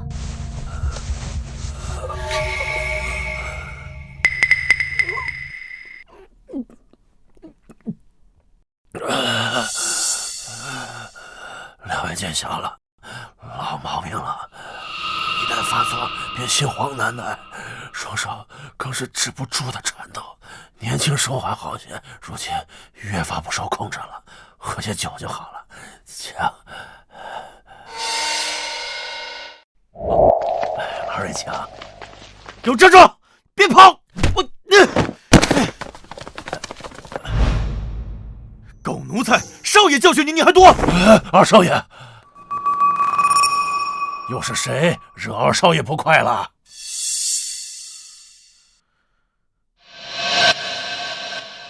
还不是这个狗奴才！算了，不说了。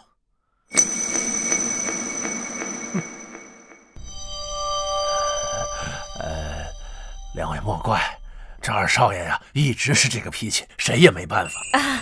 不怪不怪，还是赶紧带我们去见夫人吧。好，来请。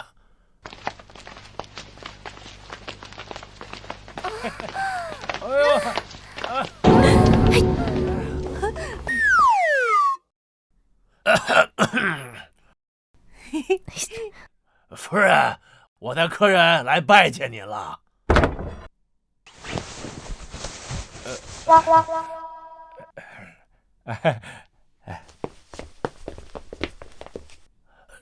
这是曹医师，夫人常年体弱，在府里多是吃他的药调养。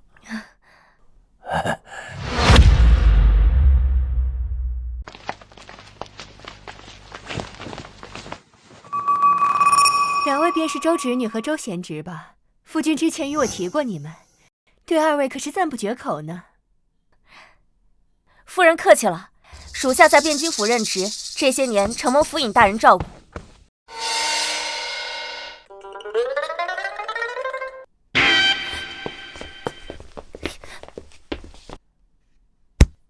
不得无礼！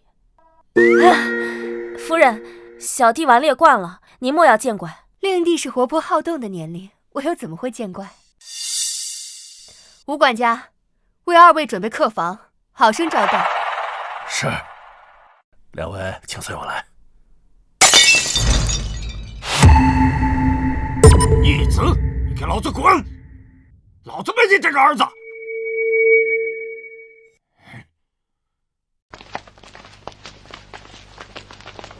老爷，什么事儿把你气成这样？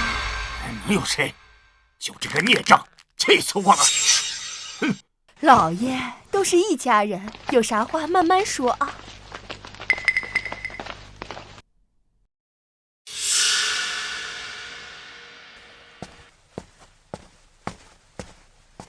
文成，你先起来，有什么事儿跟姨娘说。走开！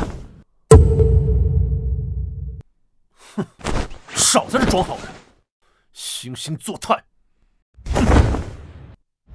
反了！这个逆子反了！我要把他赶出陆家！我没他这个儿子！哼！这里没事了，都散了吧，散了吧。我带两位去客房。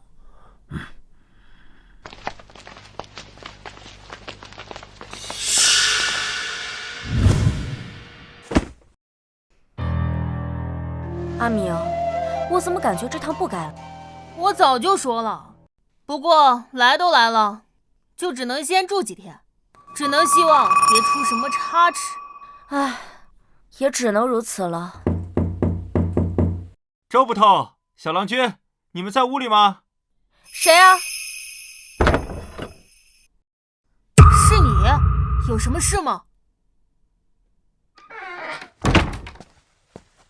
周捕头、小郎君，大少爷想杀了夫人，求你们想想办法吧。什么？哦？你还知道什么？赶紧说出来！姐，别激动，请坐。哦。别紧张，慢慢说。哦，对了，你叫什么？秦柱，你们直接叫我名字就好。看来你也比我姐大不了几岁，我就叫你秦大哥好了。好。听秦大哥的口音，不像是汴京本地人。是，我祖籍均州，因5年前家乡闹灾，逃难至汴京，幸亏陆老爷收留，这才捡回了一条命来。哎，东扯西扯什么呢？还不快问关键的！姐，你急啥？你不是一直说想当汴京第一神探？好好看，好好学。秦大哥，你刚才说大少爷想杀柳夫人，是发现了什么吗？以前大少爷和老爷在屋里争吵的时候，我无意中听到过几句。无意中？是有一次在屋后清扫的时候，二位大概不知道，现在的柳夫人虽名为夫人，实际上却是老爷的侧室，并非大少爷的亲生母亲。大少爷的亲生母亲是汴京霍氏，只不过早早病逝了，因此大少爷虽然是长子，一直不受老爷喜爱。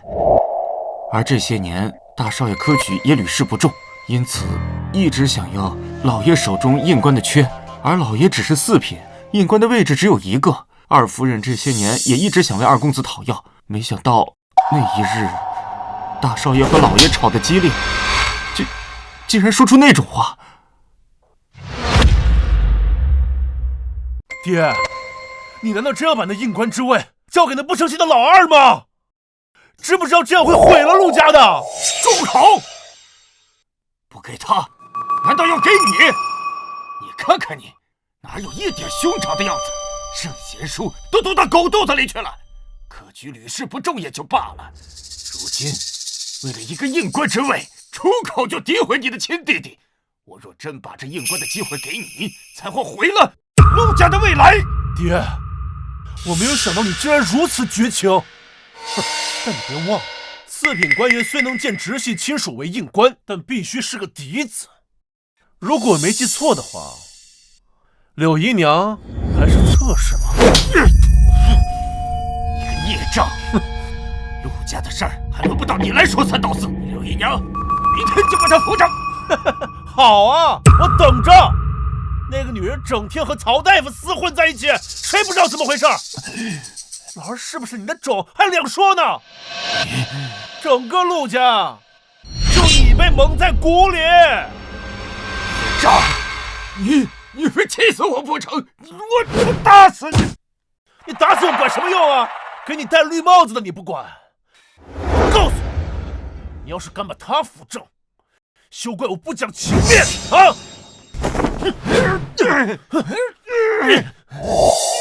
所以你认为不留情面就是下毒手的意思？是的，周小郎君，我来陆家5年，多少了解些内幕。当初老爷娶柳夫人的时候，霍夫人还在，只不过后来柳夫人受宠，霍夫人才郁郁寡欢。后来那些年啊，患了重病，才撒手人寰。因此，大少爷一直认为是柳夫人害死了霍夫人，双方关系一直不好。我明白了。最后一个问题，你为什么要把这件事告诉我们？是这样，前几日我听老爷提起过小郎君和周捕头的威名，在汴京破获了一桩大案，更对小郎君赞不绝口。因此，我觉得如果是小郎君你们的话，或许能阻止些什么。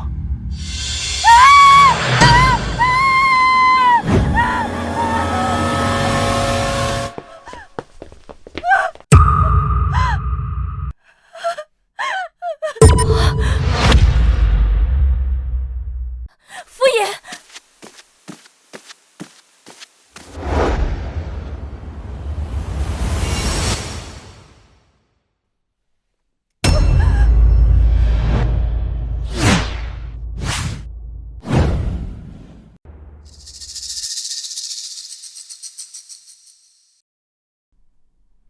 怎么回事？福尹死了。什么？爹，你干什么？福尹已经死了，你进来也做不了什么。如果你不想在现场留下不利于自己的证据，最好别跨过这道门。姐，你会骑马，你现在以最快的速度赶去汴京府报案。至于你们，在汴京府的人来之前，谁也不许进入现场。小子，我是府尹之子，凭你也敢指挥我？府尹之子，请问你现居何职？位列几品？我姐乃府尹生前亲封的汴京府军巡捕。如今这里发生命案，依大宋律，一切都得以我姐为主。你一介白衣，还想造反不成？好大的胆子！娘，五儿，一切听周小郎君的。阿明，你保护好现场，我马上找人回来。嗯。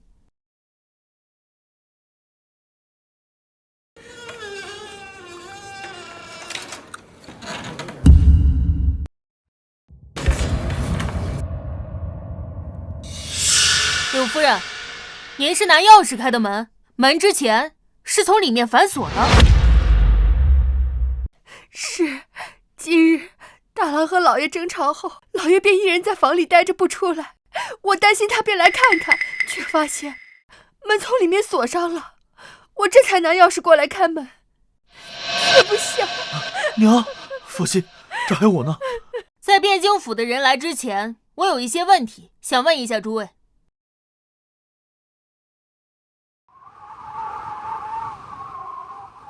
在哪儿？在哪儿？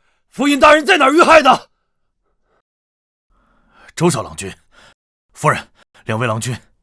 李都头，府尹大人平日待你不薄，你可一定要查明真相啊！夫人放心，属下一定不会放过凶手。现场除了我检查过府尹生死外，无人进过，还保持原样。哎呦，原来你小子知道保护现场啊！啊，我没说错什么呀。柳夫人，还劳烦你们在门口等着。娘，这里有李都头他们就够了。伤心过度对身体不好，您先回房休息吧。大郎，我们先回去吧。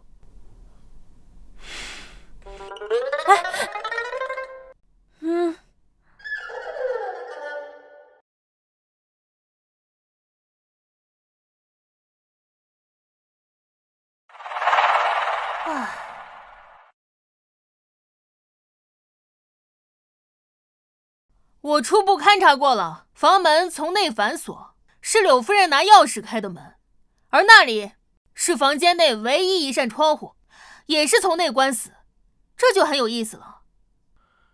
周小郎君的意思是密室杀人案。密室杀人？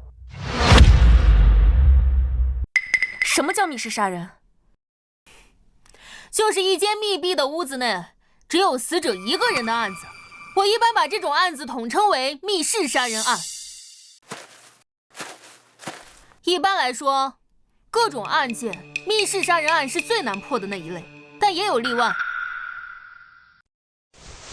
府尹脖颈处有伤口，极细，交于后颈，是被人勒死的。凶器是一种极细的线。极细的线，那是什么？琴弦、风筝线、弓弦、千锤百炼的铁线，这些都有可能。府尹指尖里有血肉残留，与脖颈上不规则的小伤口对应，应该是他自己用手抠的。是府尹大人被人从后面勒住脖子，试图用手扯开那个线而留下的。看这种情况，府尹应该是坐在这里读书的时候，被人突然从背后勒住了脖子。府尹身体留有余温，说明死亡时间不会太久，可能不超过半个时辰。屋内范围不大，能藏人的地方几乎没有。府尹身后的书架无法藏人，凶手无论是从哪里出来，都无法躲过府尹的视线。又是熟人作案？大概率是的，而且不是简单的熟人作案，凶手就在庄园内。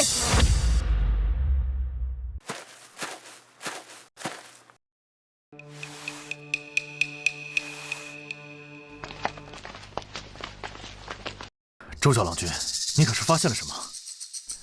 很简单的推理，陆府尹死亡时间太短，庄园又在城外，如今又是大白天，想要行凶就必须得先潜入庄园，之后在极短的时间内逃离。再考虑到是熟人作案的因素，凶手大概率就是庄园内的人。我检查过了，凶手没有留下明显的线索。阿明，平日里府尹待我不薄，如果你发现了什么，一定要早点告诉我们。放心吧，姐，我一定会尽快破案的。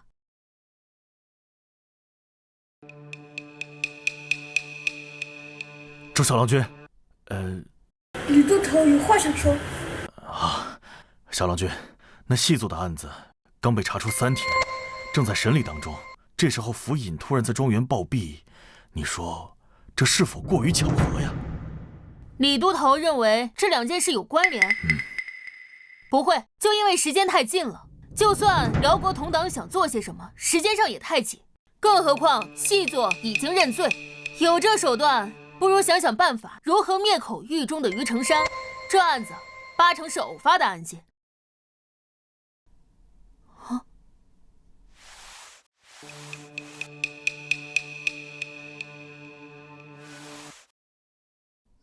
哎，上面有血，是凶手留下的。凶手是杀完人之后从窗子逃走了，可这窗子分明是从内部反锁的呀。原来如此，我明白了。阿明，你是发现什么了吗？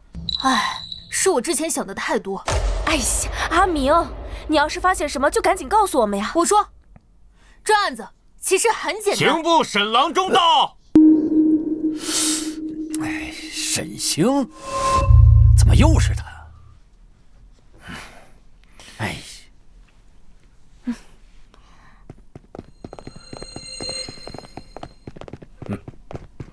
还真是巧啊，他们又见面了。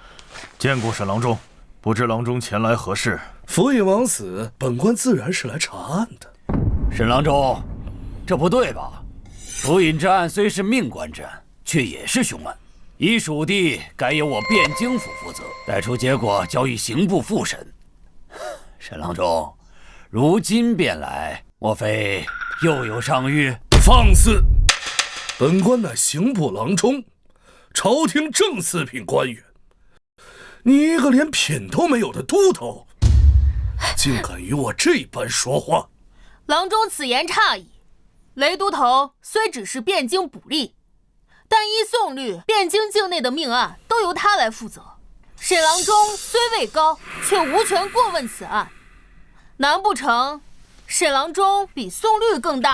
在我们大宋境内，自然一切依宋律行事。但你说我无权过问此案，却也不见得。来呀，给这2位都头还有他们姐弟俩看看本官新的任命书。是。中书门下牒，奉敕调刑部4郎中沈星10月初7赴汴京府，任全知汴京府事。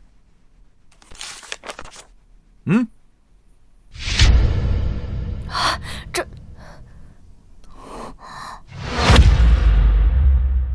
如何？本官是否有权过问此案呢？沈星接任汴京府尹，怎么会有这种事情？不对，你接任汴京府尹，陆府尹怎么办？这还不是多亏了你们办案得力。之前辽国细作一案破得漂亮，朝廷论功行赏，擢升陆府尹接任吏部侍郎，这汴京府尹的位置自然就空了出来。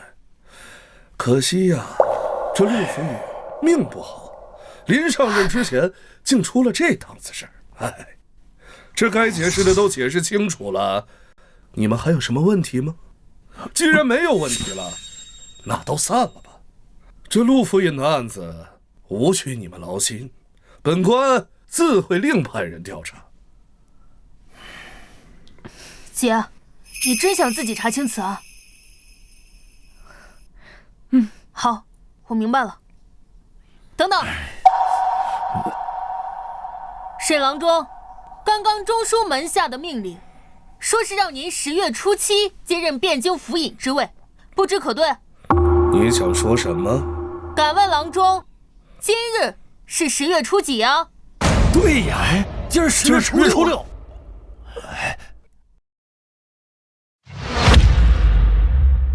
今儿10月初6了。也就是说，按中书门下的命令，沈郎中明日才是汴京府尹。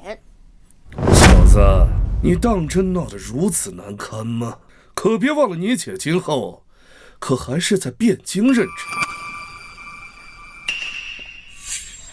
陆府尹与我有恩，今日遇害，若是抓不到真凶，我万难心安。还请郎中成全。好得很。你的意思是说，这个案子要由本官来查，便查不出真凶，无法给陆府也一个公道吗？我不是这个意思。你最好不是。郎中，府尹遇害，我等府中老人皆悲痛万分，希望能早日查出真凶，以为府尹在天之灵，望郎中成全。成全。哼，你们是铁了心的要跟本官作对，那本官就成全你。不是说本官明日才上任吗？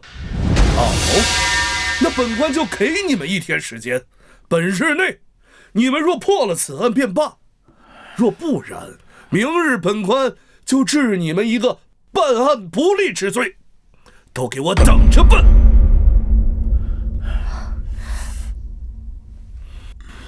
哼，本官就在这儿看着，开始办案吧。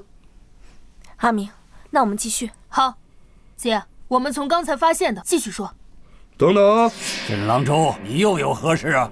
本官明日才能到任汴京府，无权过问此案。那这小子是汴京府的人吗？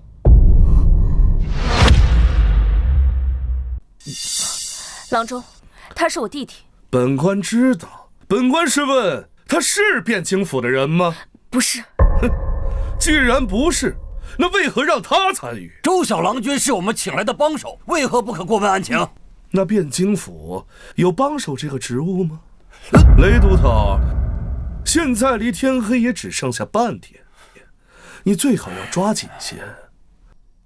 哎，对了，我记得你家还有一位老母，哼，不知道若是雷都头丢了汴京府这个差事，到时候老母由谁来奉养啊？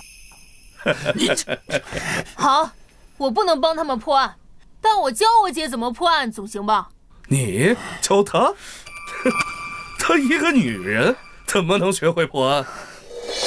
好，只要你不直接参与，随便你。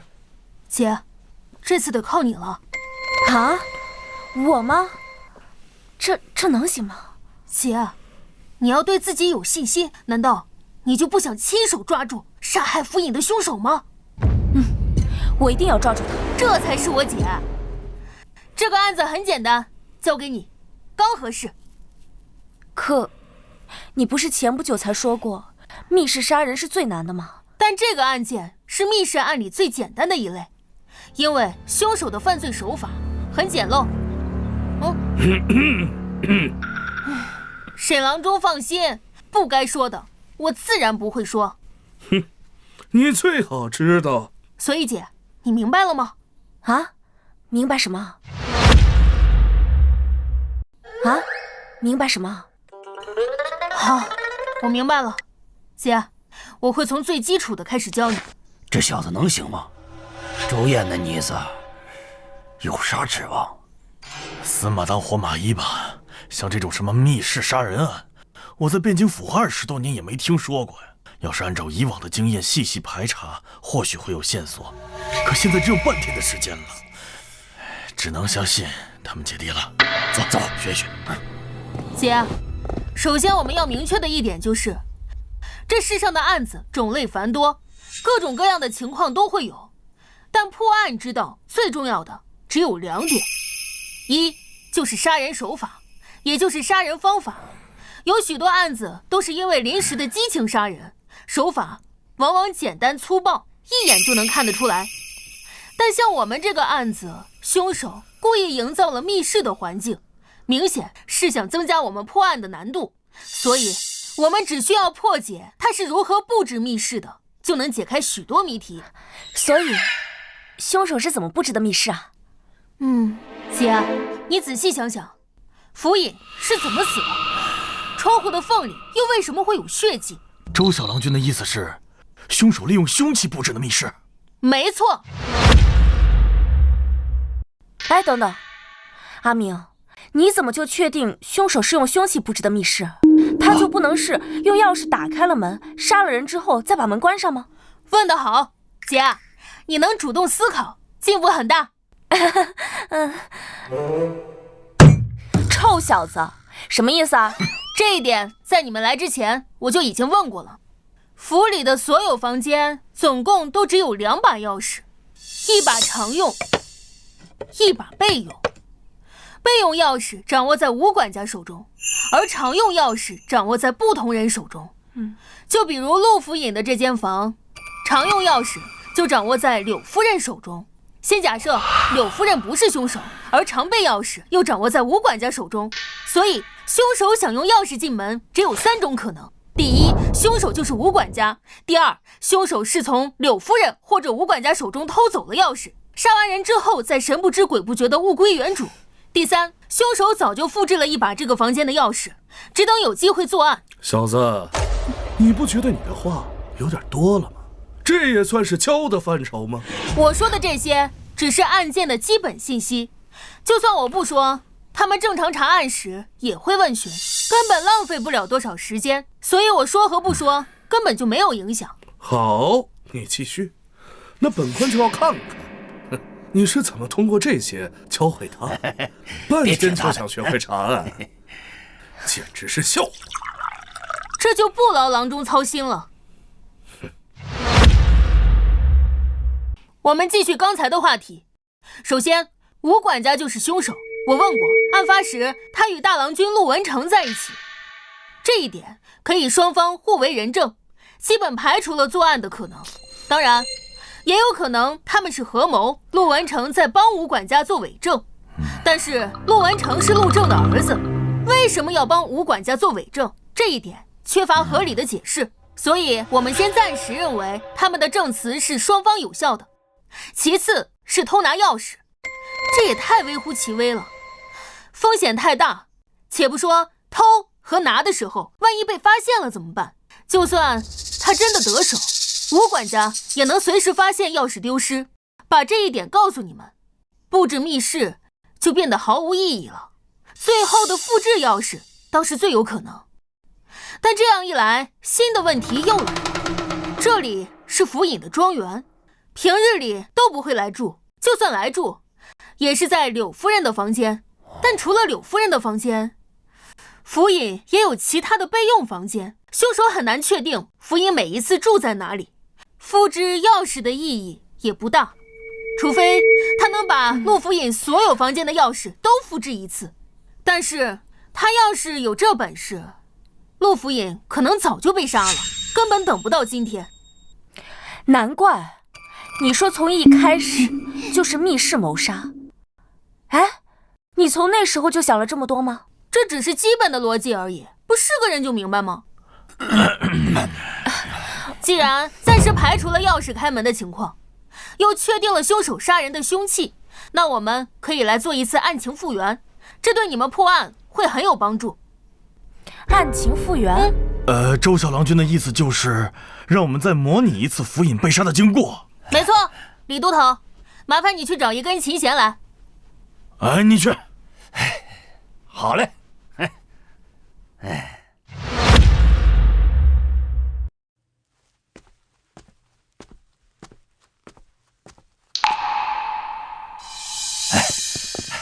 周小郎君，琴弦，给我解吧。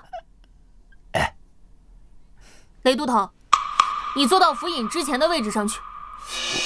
我？快去。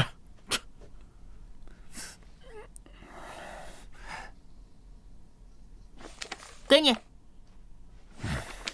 根据当时的情况来看，时间大概在府尹与大郎君吵架之后不久，正坐在这里看书，压制怒火。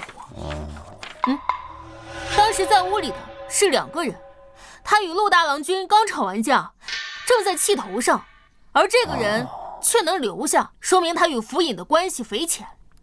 而这种关系的人靠近你，你是根本就不会设防的。有道理。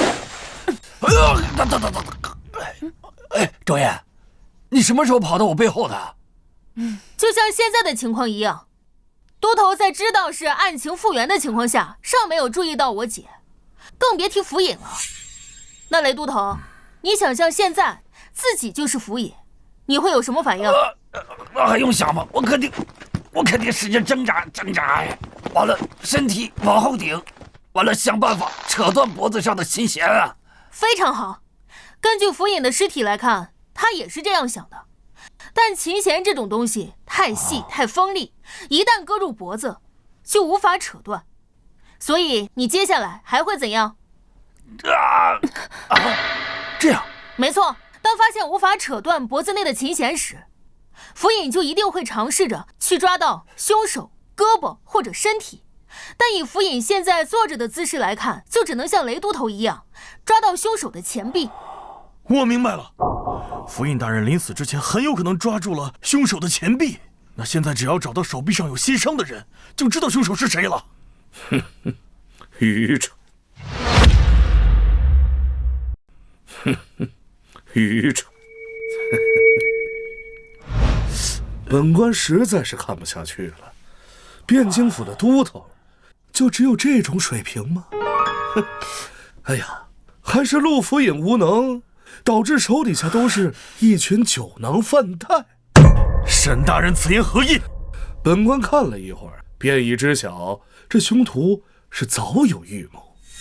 他能费尽心机地做成密室，又岂会留下这些明显的破绽让你们抓？事实上，他只要事先带上后护腕，或在手臂处塞上一些布，都能避免留下伤痕。堂堂汴京府都头，连这个都搞不清楚，还破什么案？老雷，别冲动。没想到沈郎中也擅长破案之道。本官乃是刑部郎中，破案本就是分内之事，你不必拍我马屁。今日你们若是破不了案，哼，本官上任后定会一个不留的逐出汴京府。本官手底下可不养闲人。那沈郎中是否知道凶手是以何种手法布置的密室啊？本官当然知道，只是为何要告诉你？正如沈郎中所讲，这是一场蓄谋已久的谋杀，凶手定会做好万全的准备。正常而言，锋利的琴弦会在他手上留下割裂的伤口。不过，既然能考虑到手臂，那也一定能考虑到手心，所以他大概率是戴了手套或者垫了棉布之类，手上也不会留下证据给我们。姐，你现在就是凶手，已经杀完了福尹，接下来就是逃跑，并将这里布置成了密室。你拿着琴弦到那边去。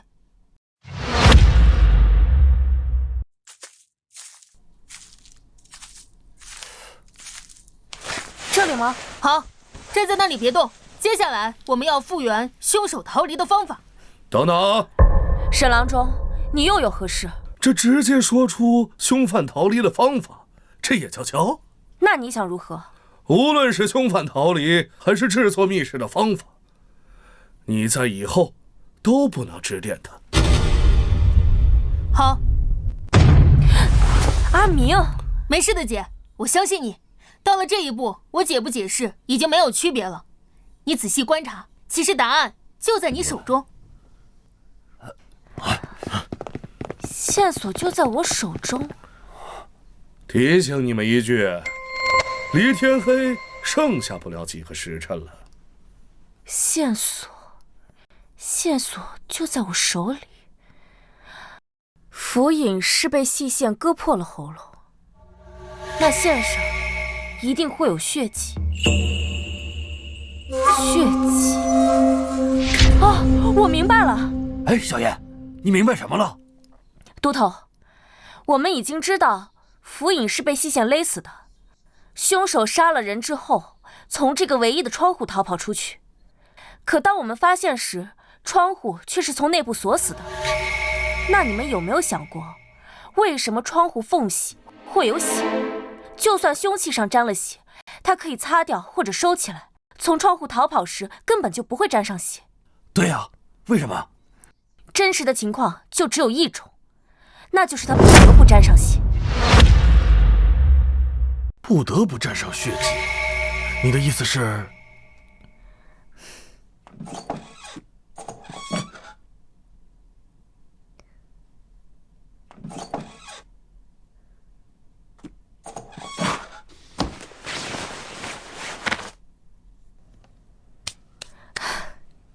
两位都头，这个窗户离地并不高，很容易就能翻过来。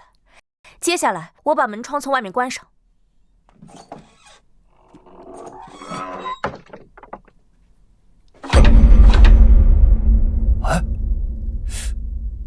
哎，竟然如此简单，这还真被他们解开了。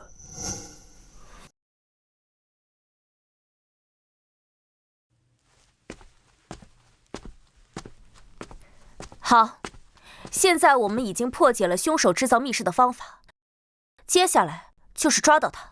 你已经掌握破案的基本原理，没问题。我说过，破案的基本方法有2种，第一就是找到杀人手法，第二点也是最关键的一点，找到杀人的动机。这世上的所有案子，说1000道10000，9成9都离不开利、财、情、仇4个字。除了极少数天生以杀人为乐的变态，因为正常人不会毫无缘由的去杀一个与自己毫不相干的人。所以你接下来的任务就是从所有嫌疑人里找到最可能有杀人动机之人，然后再排除所有不可能，哪怕剩下的答案再离奇，那也是唯一的真相。好，我一定会抓住他。不过，具体要怎么做？你们看本官干什么？你们审你们呢，与本官何干？其实很简单，我们只需要用到犯罪心理学中的心理画像学就行了。犯罪什么学？什么学？简单来说，就是通过推断凶手的心理特点，然后去掌握他的一些生理特征、生活习性、性格特点等等，这能有效地帮我们减少怀疑的对象，更快地帮我们锁定凶手。都头，你们听懂了吗？周小郎君，有没有更通俗易懂的说法？这个有罪推论就是默认每一位怀疑人都是凶手，以这一点作为前提来审，而一个清白的人被污蔑，多少都会是愤怒，而怒火最容易冲昏头脑。那些平日里再擅长伪装的人，多少也会透露些信息出来。哎呀，周小郎君，嘿嘿，你要早这么说，我们不就明白了吗？是，那不就恐吓和扣罪名吗？还说的那么……我觉得我们说的不是一回事。哎，算了，你们之前都是怎么审的？那简单，先把看着像坏人的抓回去。哎呀，只要没有后台的，那就严刑拷打一番。跟你说，周小郎君，严刑拷打那是有学问的。哼，你打他的时候，犯了事儿跟没犯事儿的人那有很大差别的。嘿嘿。所以啊，你是准备把陆府尹的家眷都带回去拷打一遍？哎，不能够，不能够，嘿嘿嘿，都听你的，都听你的，不说了，不说了。姐，你接下来的任务就是作为主审，将这个庄园里所有有嫌疑的人都叫过来一一审讯。你记住，他们只要进了这个门，你就污蔑他是凶手。顺着这个思路审下去，我们一定会有收获。好，李都头，你负责来当副审。好。雷都头，你负责来记口供。不是，为啥我来记口供？刚才说都听我的，这么快就不作数了？哎，作数，我来记，我来记。毕竟这里是案发现场，还是府尹的住处，在这里审不太合适，换一间房间好了。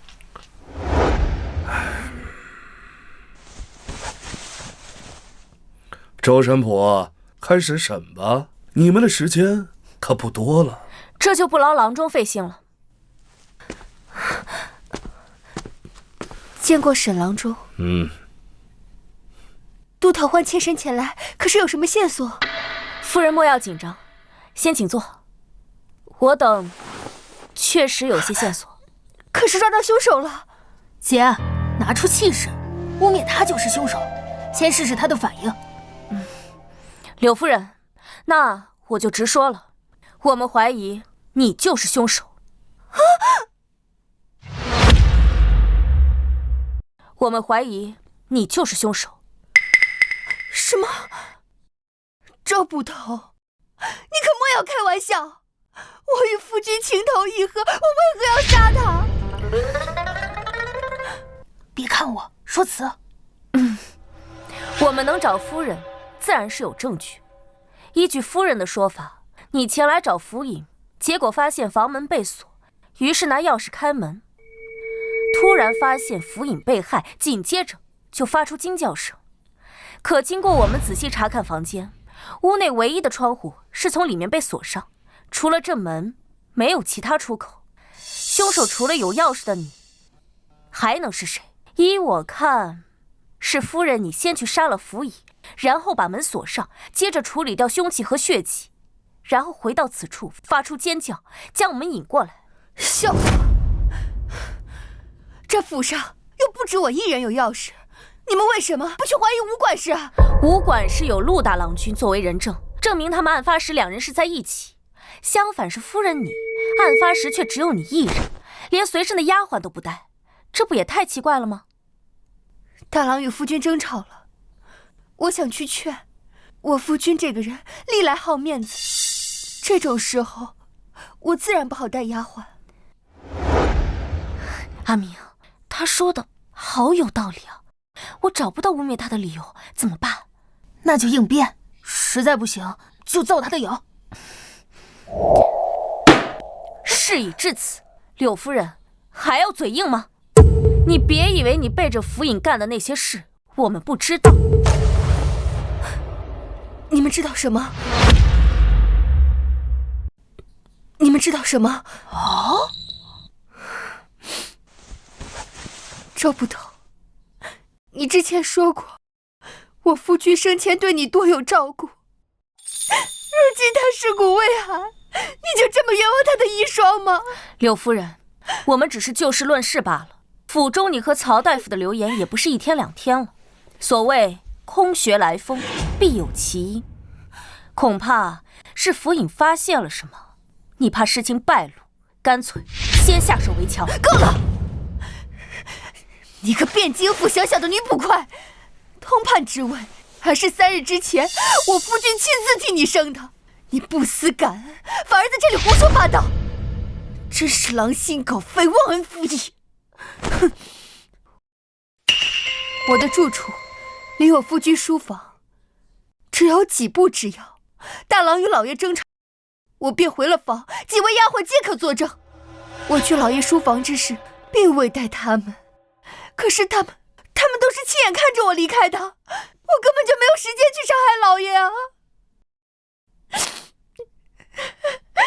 沈郎中，你就任凭他们污蔑好人是吗？可本官如今尚不是汴京府尹，汴京府的案子自然是不好插手的。不过夫人放心，就算他们今天诬陷了夫人，等明日本官上任之后，定还夫人个清白。至于诬陷好人、栽赃陷害之罪，依宋律杖40，流放3000里。差不多了，姐。啊，夫人莫要激动，我这也是破案心切，再加上之前钥匙的原因，这才怀疑你。如今你解释清楚，确实是我的失误。哎呀，夫人莫气，夫人莫气。周燕啊，这毕竟年轻，做事不够沉稳。之后我便替你教训他啊！如果没什么事，我就先走了。等等，还有何事？我代我姐向您道歉。不过，身为家中主母，您认为杀害福尹的会是谁？还有谁？还不是他大儿子陆文成？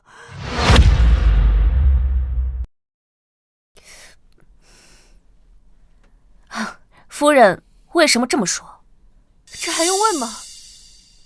府里人都知道，老爷并不喜欢他，也怪他自己不争气，读书这么多年，别说是进士，就连个举子都没考上。要知道，老爷可是当年的榜眼，被誉为文曲星下凡，能看上他就怪了。就算是这样，也不能说府尹就是陆大郎杀的吧？既然话说到这儿，我也就明说了，这大郎科举无望，时常惦记老爷手中的印官名额。这按照大宋律法，像老爷这种4品官，可以府尹直系一个9品官缺。我因是妾室，虽得老爷宠爱，但始终失了名分。这二老便一直是庶出，这按大宋律法，庶子无资格任印官。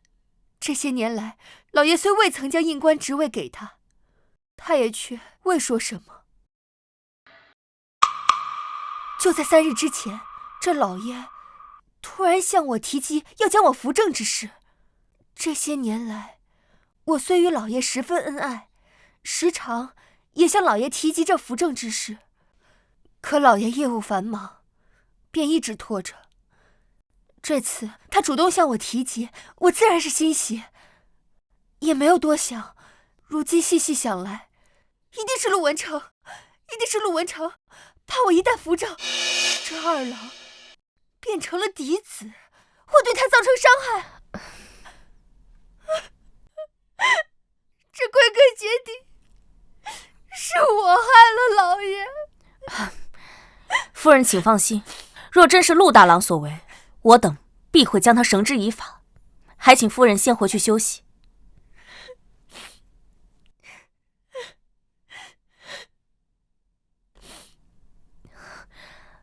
阿明，我觉得柳夫人说的很有道理，那接下来怎么办？要不直接审问陆大郎？你还真是相信了他的鬼话呀！哼，这女人啊，就是头发长，见识短。郎中此言何意啊？柳夫人话中有理有据，亦给出了陆大郎可能行凶的缘由。郎中为何不信呢？我为何要告诉你们这群蠢货？哼，你们自己慢慢想去吧。我知道你要说什么。小子，你知道什么吗？我若说对了，不算帮他们破案吗？你若猜对了，那本官自然网开一面；你若猜错了，我从现在开始，本官今天不许你再说任何一句话。那干脆阿明就不要再说话好了，到时候阿明不论说什么，你都说没猜对，那我们岂不是稳输？哼，那本官岂会做出那无赖之事？若是不敢，那就早早认输。本官没时间哄小孩玩。好，我接了。我若说对了，沈郎中得允许我在接下来破案的时候有一次畅所欲言的机会，如何？好，本官便与你赌。柳夫人刚才之言虽然自洽，却有3个疑点。第一，陆大郎君的关系与府尹一直不好，这一点只要是府中之人皆知。还有，他说他与府尹十分恩爱，这一点却不见得。他自己说过，往昔也曾与府尹提过扶正之事，却都未被应允。他说是因为府尹公务繁忙，但是想，若两人真的恩爱，再加上府尹常年无正妻的情况下，想将柳夫人扶正不过是一句话的事，拖到现在，只能说他并没有像柳夫人说的那样恩爱。其次，吴管家说过，这里是府尹游玩的庄园，只有平日里休沐时才会来，但日常事务都由柳夫人来打理。这说明他常年住在此处。若他们夫妻俩真的恩爱，为什么陆府尹不让柳夫人住到城里的府中呢？我听闻柳夫人体弱多病，或许是府尹安排她在此养病啊。不会，原因就在第2个疑点。为什么府尹那么多年不提柳夫人扶正，偏偏3日前就提了？3日前，那不是北辽西做刚结案之后吗？没错，为什么他那么多年前不提，偏偏这个时候提了呢？很简单，因为他的身份马上就要不同了。他在汴京府这么多年，一直未得升迁，此次恰逢吏部侍郎告老还乡，他想更进一步。但问题是，这个位置不止他一个人盯着。你喊本官做甚？恰逢这种时候，辽国细作案出现，这是危机，更是机会。若破获之后，他的功劳定直达天听，甚至吏部侍郎的位置也是十拿九稳。而一旦成为了吏部侍郎这种核心高官，他的地位将会今非昔比，甚至以他的年龄，进入中书门下，甚至成为那几个相公之一，也未可知。但这种时候，正式之位若持续空悬，就会成为一种隐患。毕竟身居高位，政事未决，许多世家大族定会闻风而动，其中利益太多，像府尹这种官场老手定自然明白，更不想沾染。甚至时间长了，许多官家为了表现体贴，来个赐婚什么的都说不准。对府尹来说，与其留着这个隐患，不如将自己知根知底的柳夫人扶正。这么说来，府尹将柳夫人扶正，完全是为了自己的仕途？80%是的。第三点，也是最重要的一点，杀人除了要考虑动机之外，还要考虑收益。站在陆大郎君的角度来看，一个阴官的名额真的比一个即将晋升吏部侍郎的亲爹重要？怎么看都不如府尹活着给他的利益大。因此，只要陆大郎君还算正常，就不可能以这种理由杀人。沈郎中，不知我说的对或不对？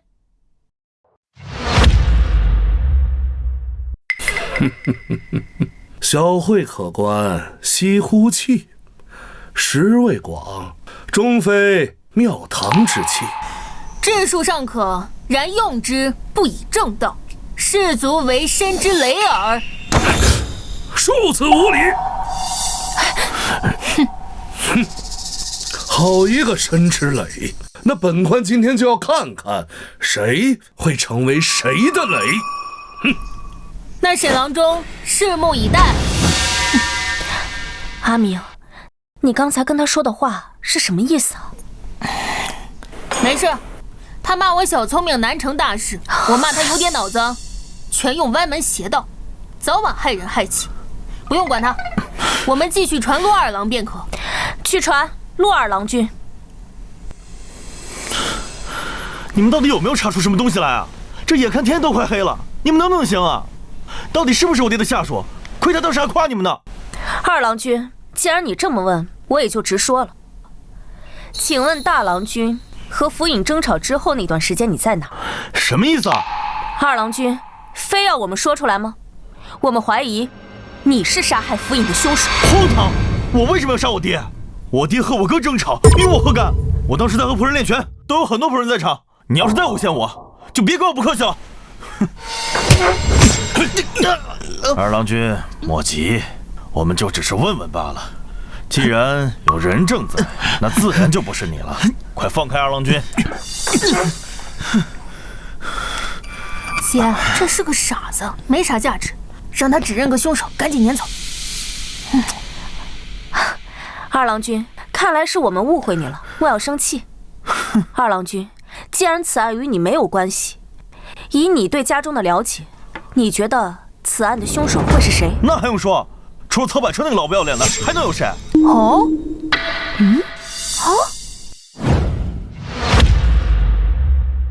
为何是他？据我了解，他乃是一介名医，你娘身体病弱，常年需要靠他的药调理。狗屁的名医，他就是个图谋不轨的阴贼。总之，他就不是好人。我爹一定是他杀的，你快把他抓起来，严刑拷打。好，我知道了，多谢二郎君提供的线索，先请回吧。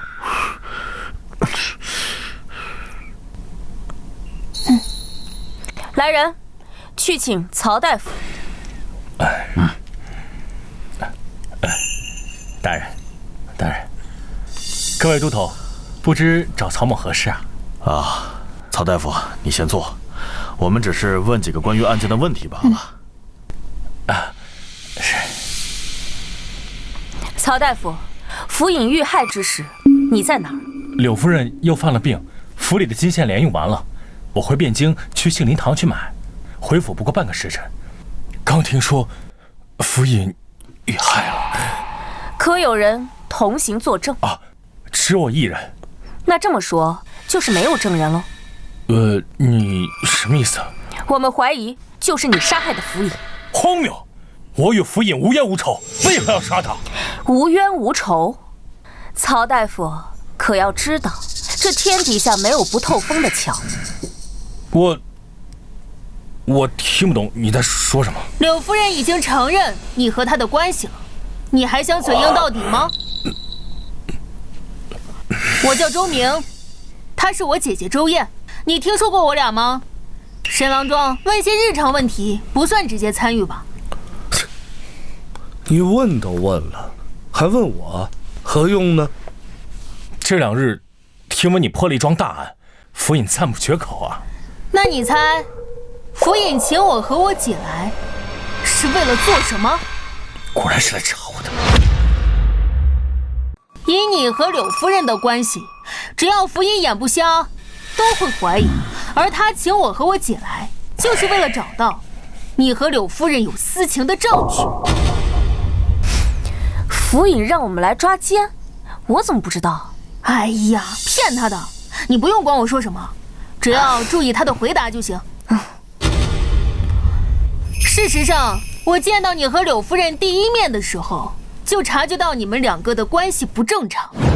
你当时虽行色匆匆，可我依旧注意到你手指上青黑色烟墨。见到柳夫人的时候，虽隔着一层轻纱，可我却在她眉间看到相同的颜色。曹大夫之前在为柳夫人画眉啊。曹大夫这是默认了？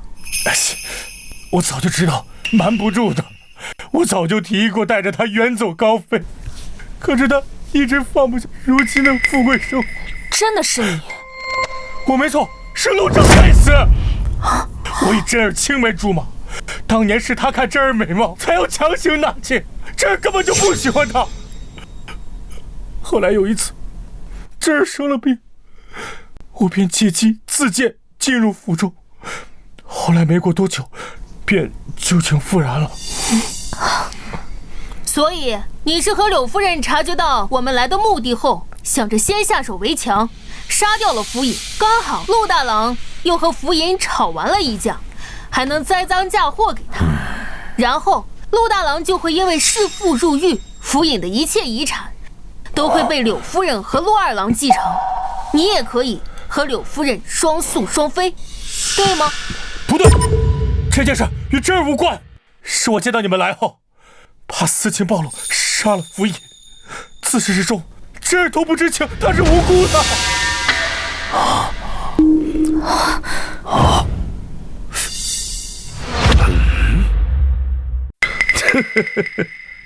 没想到这个案子就这么被你们简单的给破了。来人，把这个不知羞耻之徒给我押回汴京府，待本官明日上任之后再严加审问。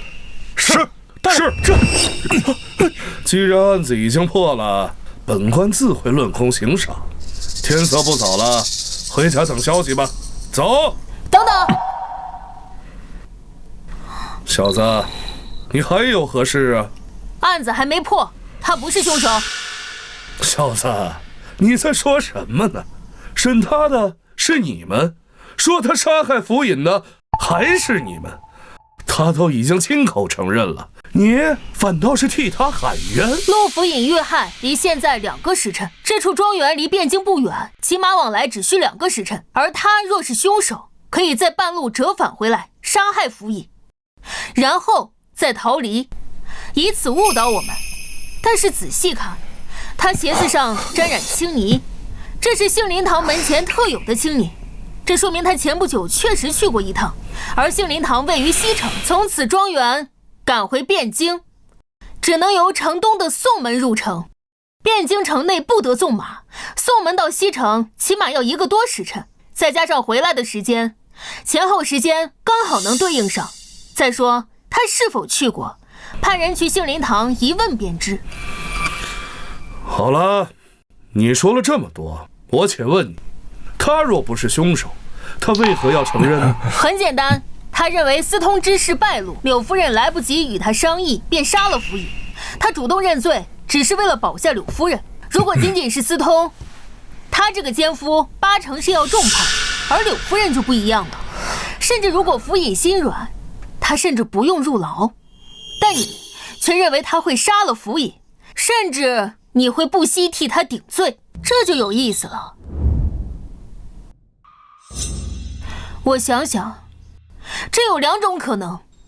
第一，柳夫人是真心的爱你，为了你不惜去杀了府尹，但你却说曾数次提出过和他远走高飞之事，但他放不下现在的富贵生活，这说明他并没有那么爱你，起码你的分量比不上他自己。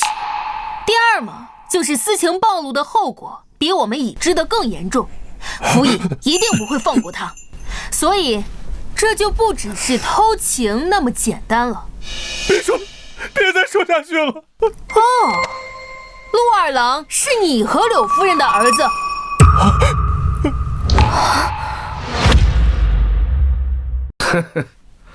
人都言陆府已为官7年，宽宏大度，如今看果然不虚，大度到替人养了18年儿子都不自知。我只是在帮我解查府尹被杀一事，可对你和柳夫人一事没多大的兴趣。不过都查出来了，李都头，按惯例应如何办？依宋律，该收监候审。今日的情况，若能破府尹被杀一案，当与凶犯一同押回汴京府；若府尹之案不能破，单独收监，择日审理。说来说去，不还是收监吗？来啊，安排房间，把他关押起来，等离去时再带回汴京府。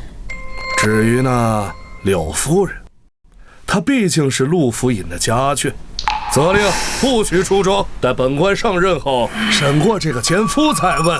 是。等等，曹大夫，依照你对此地的了解，若说出一名凶手，会是谁？吴管家。为什么？趁儿身体不好，为了给他调理身体，我翻阅了各种医书，有一部叫《奇症杂录》的医书，很有意思。这部书在你的屋里？他不在，前些日子被府尹接走了，许是在他的屋里。李都头，麻烦派人取来。走。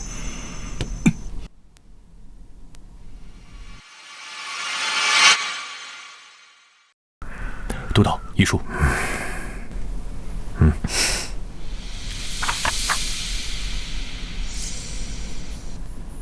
这病史，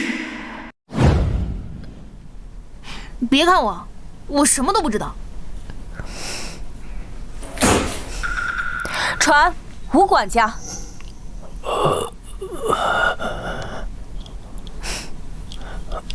吴管家，曹大夫刚刚指认是你杀害了府尹，对此如何辩解？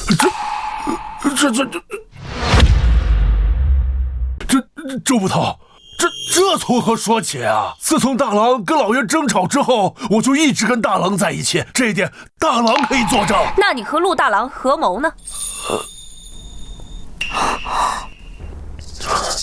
周捕头说笑了，这大郎跟老爷那可是亲父子。俗话说，父子哪有隔夜仇啊？大郎就算心有不满，那也不会跟我一起合谋杀害老爷呀！这太荒唐了。这一点都不荒唐。柳夫人之前说了，这府尹这些年与陆大郎君一直关系不好，这陆大郎君一直想要府尹手中的阴官名额，这府尹一直不给。再加之府尹近日想要扶柳夫人为正室，这陆大郎完全有理由铤而走险。这只是周捕头你的猜测，你没有证据。退一步说，就算你说的对，那也是大郎跟老爷之间的事，我为何要参与啊？证据我们当然有，府尹被杀的那个房房门皆闭。可是整个庄子只有你和柳夫人有那房子的钥匙。柳夫人身边有丫鬟加以证明，已排除嫌疑。试问，除了你，还有谁可以杀了府尹之后再将房门关闭？至于为何要和陆大郎合谋，这就更简单了。我听闻当年你是随大夫人陪嫁而来，这些年一直不受府尹重视，心生怨念也很正常。再加之你与陆大郎君这些年一直很亲近，只要给你些承诺，事后再答应做些伪证，未尝不可铤而走险呢。既然周捕头如此笃定，那老儿也无话可说。但老儿还是那句话，说我杀了老爷，证据呢？姐，他审不出什么线索了，换下一个。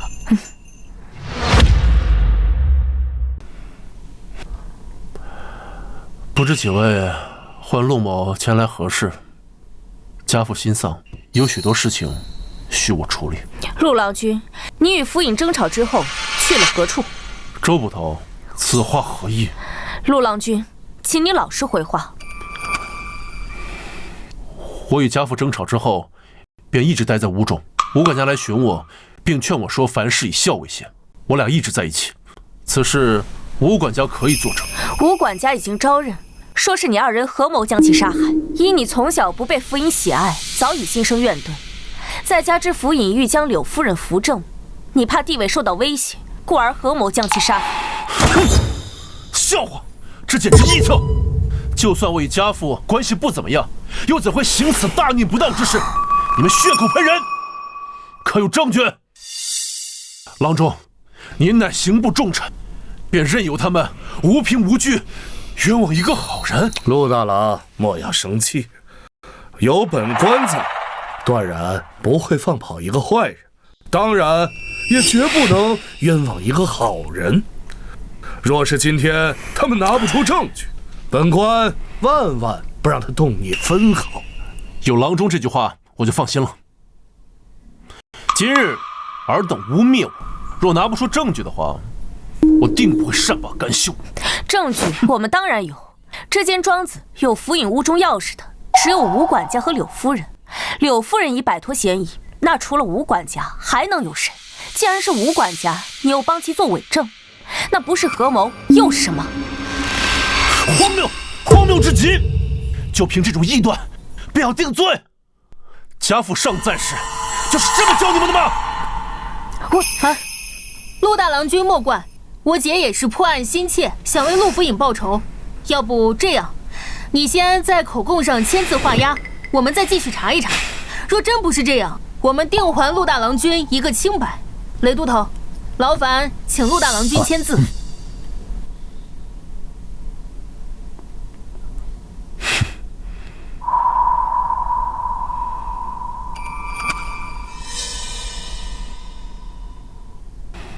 你们最好能查出真相。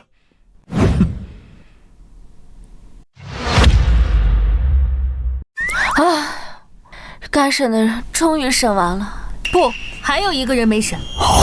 谁啊？秦柱。他案发时跟我们一直在一块儿，他也要审？不对，姐，你终于意识到，他和我们在一起的时间和案发时间其实是错开的。不过已经没关系了，依照现有的证据，这案子已经可以告破了，只差最后一点细节需要确认。李都头，我需要去汴京府查一个人的档案，不知可否？这个吧，原则上不可以。哎，小郎君，你想查谁的过去？嘿嘿，我可以代劳吗？那就有劳雷都头了。我想查陆府尹的流当。谁？啊？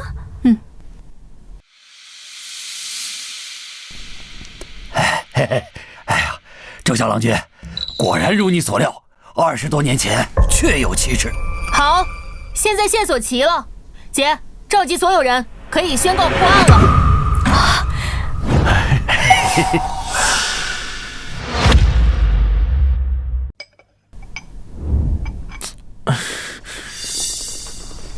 大哥，吴管家，你妹被叫来了。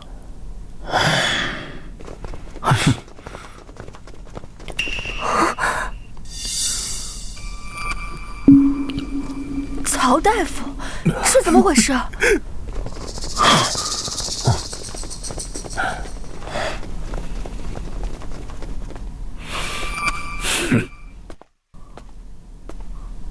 三位，你们审也审过了，现在把大家都带到这里一起，是发现凶手了吗？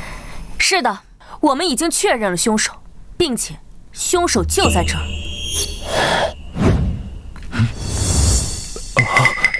周捕头，你说是就是。老朽记得先前你说老朽是凶手，事到如今你还这么认为吗？经过我们查证，已经确认凶手就是福尹的儿子。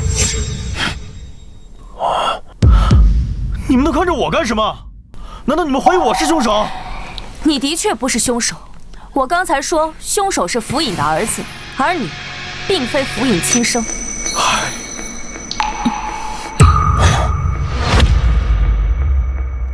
我不是我爹亲生的，笑话！你说不是就不是。娘，告诉他们。娘，你怎么了？你快告诉他们，我是我爹的孩子。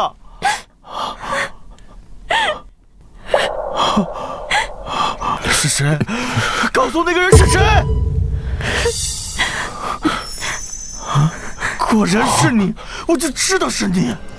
你这个禽兽，我杀你！陆二郎，莫要浪费大家的时间，你的家事以后有的是时间处理。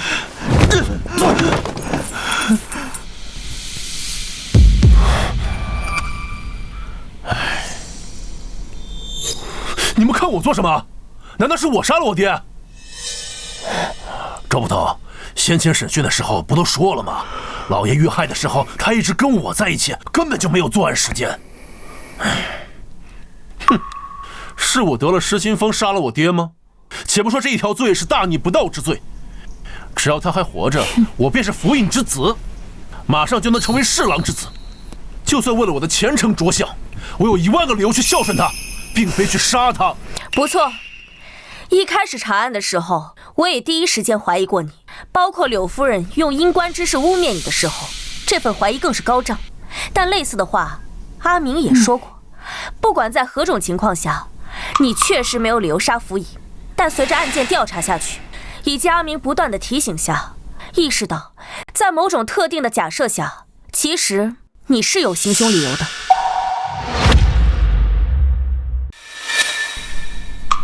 这部奇证杂录是在福尹的房间里发现的，里面记载了一些罕见的疑难杂症。折痕恰巧翻到这一页，这一页上记载了一个罕见的杂症，名为止境症。这种病不致命，年轻时不显现，只在愤怒时或年老后才会显示出来。发作时会心慌难耐，双手会不受控制的轻颤，喝酒便可缓解。胡管家，我没记错的话，我们刚来的时候，你好像有过类似的情况吧？两位见笑了，老毛病了，一旦发作便心慌难耐，双手更是止不住的颤抖。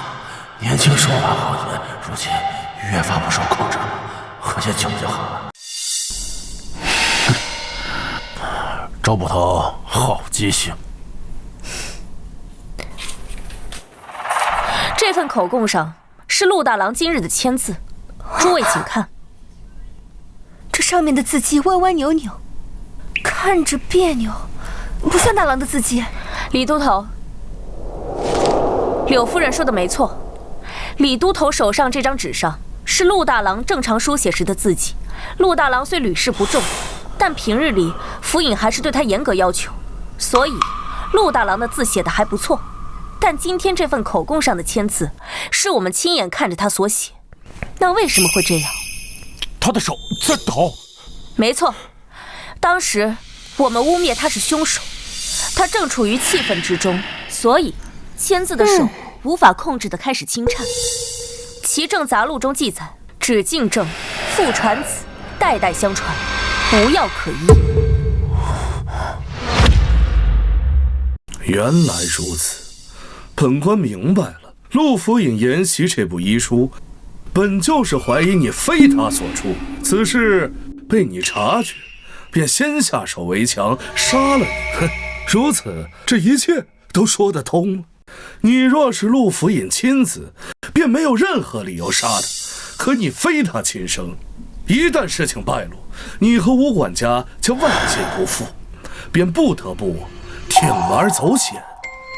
只是可惜了陆府尹，原以为是家门不幸，只有庶子非他所出，结果没想到，就连嫡子亦是他人的种，真是可惜可叹呐。你说的没错，我的确并非我爹亲生儿子，这一点我早已经意识到了。爹最近一直在怀疑我的身世，我也想过铤而走险，可我没来得及动手的时候，我爹已经死了。你的意思是，陆府尹不是你杀的？事情已经到了这个地步，你这个狼心狗肺之徒还在这里狡辩！来人，押回汴京府，大刑伺候！本官倒要看看你的嘴有多硬。是。郎中且慢。哦，他不是凶手。周捕头，这是何意啊？还是我来说吧。沈郎中，刚才我和你打赌，我还有一次畅所欲言的机会，还作数吗？哼，随你。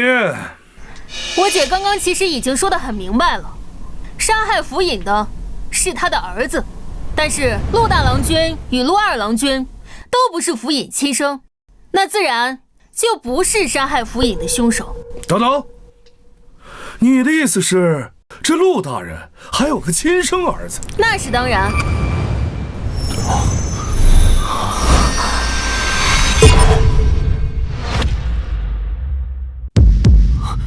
钱柱是府尹的亲生儿子，这怎么可能？没什么不可能的，你来说还是我替你说？周小郎君莫说笑了，我这下等人怎么可能是府尹的儿子啊？我记得你是均州人对吧？啊，那又如何？莫非就是因为是均州人就杀了府尹？天下哪有这样的道理啊？你说的没错，但是这天下绝大多数杀人案都总有一个理由吧？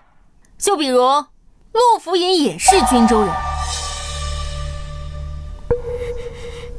那可真是巧了，或许陆府尹是看在我是同乡的份上，才收留落难的我吧。柳夫人，我记得您之前提过，府尹也是榜眼出身，可还记得是多少年前的哪一榜？是27年前，治平3年的开科。秦大哥今年好像也是27岁。这又说明什么？我看过陆府尹的告申，里面有他的留档。在27年前，他中榜眼之时，朝中霍太尉相中了他，非要招他为婿，也就是大郎的亲娘已逝的霍氏主母。这本是一段佳话，可就在第2年，有一个叫秦玉珍的女子，一路从均州乞讨到汴京，敲响了汴京府的鸣冤鼓，状告当科榜眼。这案子在当年并没有引起轰动，因为他根本就没有告起来。汴京府接了状子，不过3天，秦玉珍便自己撤诉。中间发生了什么，时过境迁，我也不知道。但根据当年只言片语的口供中，钱玉珍在均州还有一位孩子。哎，这可真巧，算算年龄，这位孩子与秦大哥同岁啊。故事编得可真好啊！可天下那么多同龄人，凭什么认为我是秦玉珍和陆正的孩子？奇怪，秦大哥怎么知道这孩子是秦玉珍和陆正的呢？在刚才的故事里，我只说过秦玉珍状告陆榜眼，却未提过他俩曾是夫妻。算了，现在也可以让你死心了。不得不说，秦大哥你真是位孝子。雷都头，东西呢？这儿呢。你在哪儿找到的？还给我！你屋里找到的。不得不说啊，你藏的还真隐秘，要不是我，换成其他人还真不好找。庶子，放开！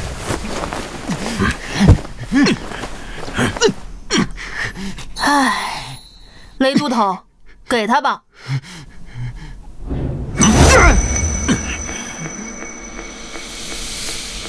现在可以说了吧？日夜之子，我没什么好说的。你说的没错，是我杀了陆成。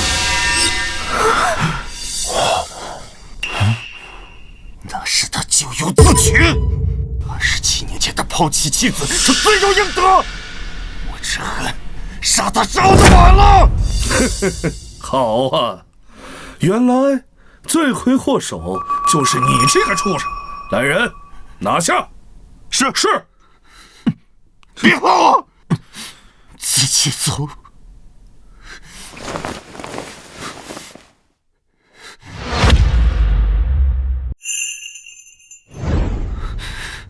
周小郎君，我想知道你是从什么时候开始怀疑我的？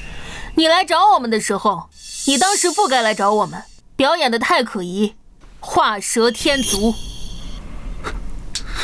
押走。精彩，真是精彩！不愧是帮陆府爷破了细作案的神童，连本官都不由叹服。不过你们这么辛苦的破案，最后是功劳，还是便宜了本官。哎呀，真是惭愧呀！这样，本官惜才，再给你们一个机会。现在跪下，对本官宣誓效忠，今后尽心尽力地为本官做事。本官上任后，非但不会针对一切，还会给他升官重用，如何呀？你无耻！圣旨到！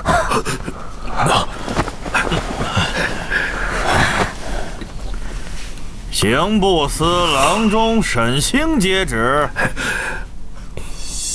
刑部都司王恒检举刑部司郎中沈星任职期间贪赃枉法、收受贿赂、渎职失职，经陛下圣谕，停其汴京府任职，革其刑部司郎中之职，授监大理寺，听候发落。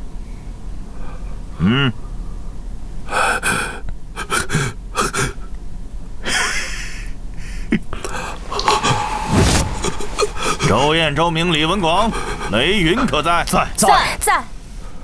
咱家这里还有一份圣旨，周燕，你们4人接旨。陛下圣谕，汴京府尹陆正秉公、周燕、周明、李文广、雷云侦破北辽细作一案有功，特加封周燕为汴京府正7品资路参军。李文广加封为汴京府正8品左右军巡总使，雷云封为正8品提刑，赐周明大宋神探金牌，钦此。谢谢长官洪恩。看，这就是守护家人的感觉吗？这个时代其实挺不错的。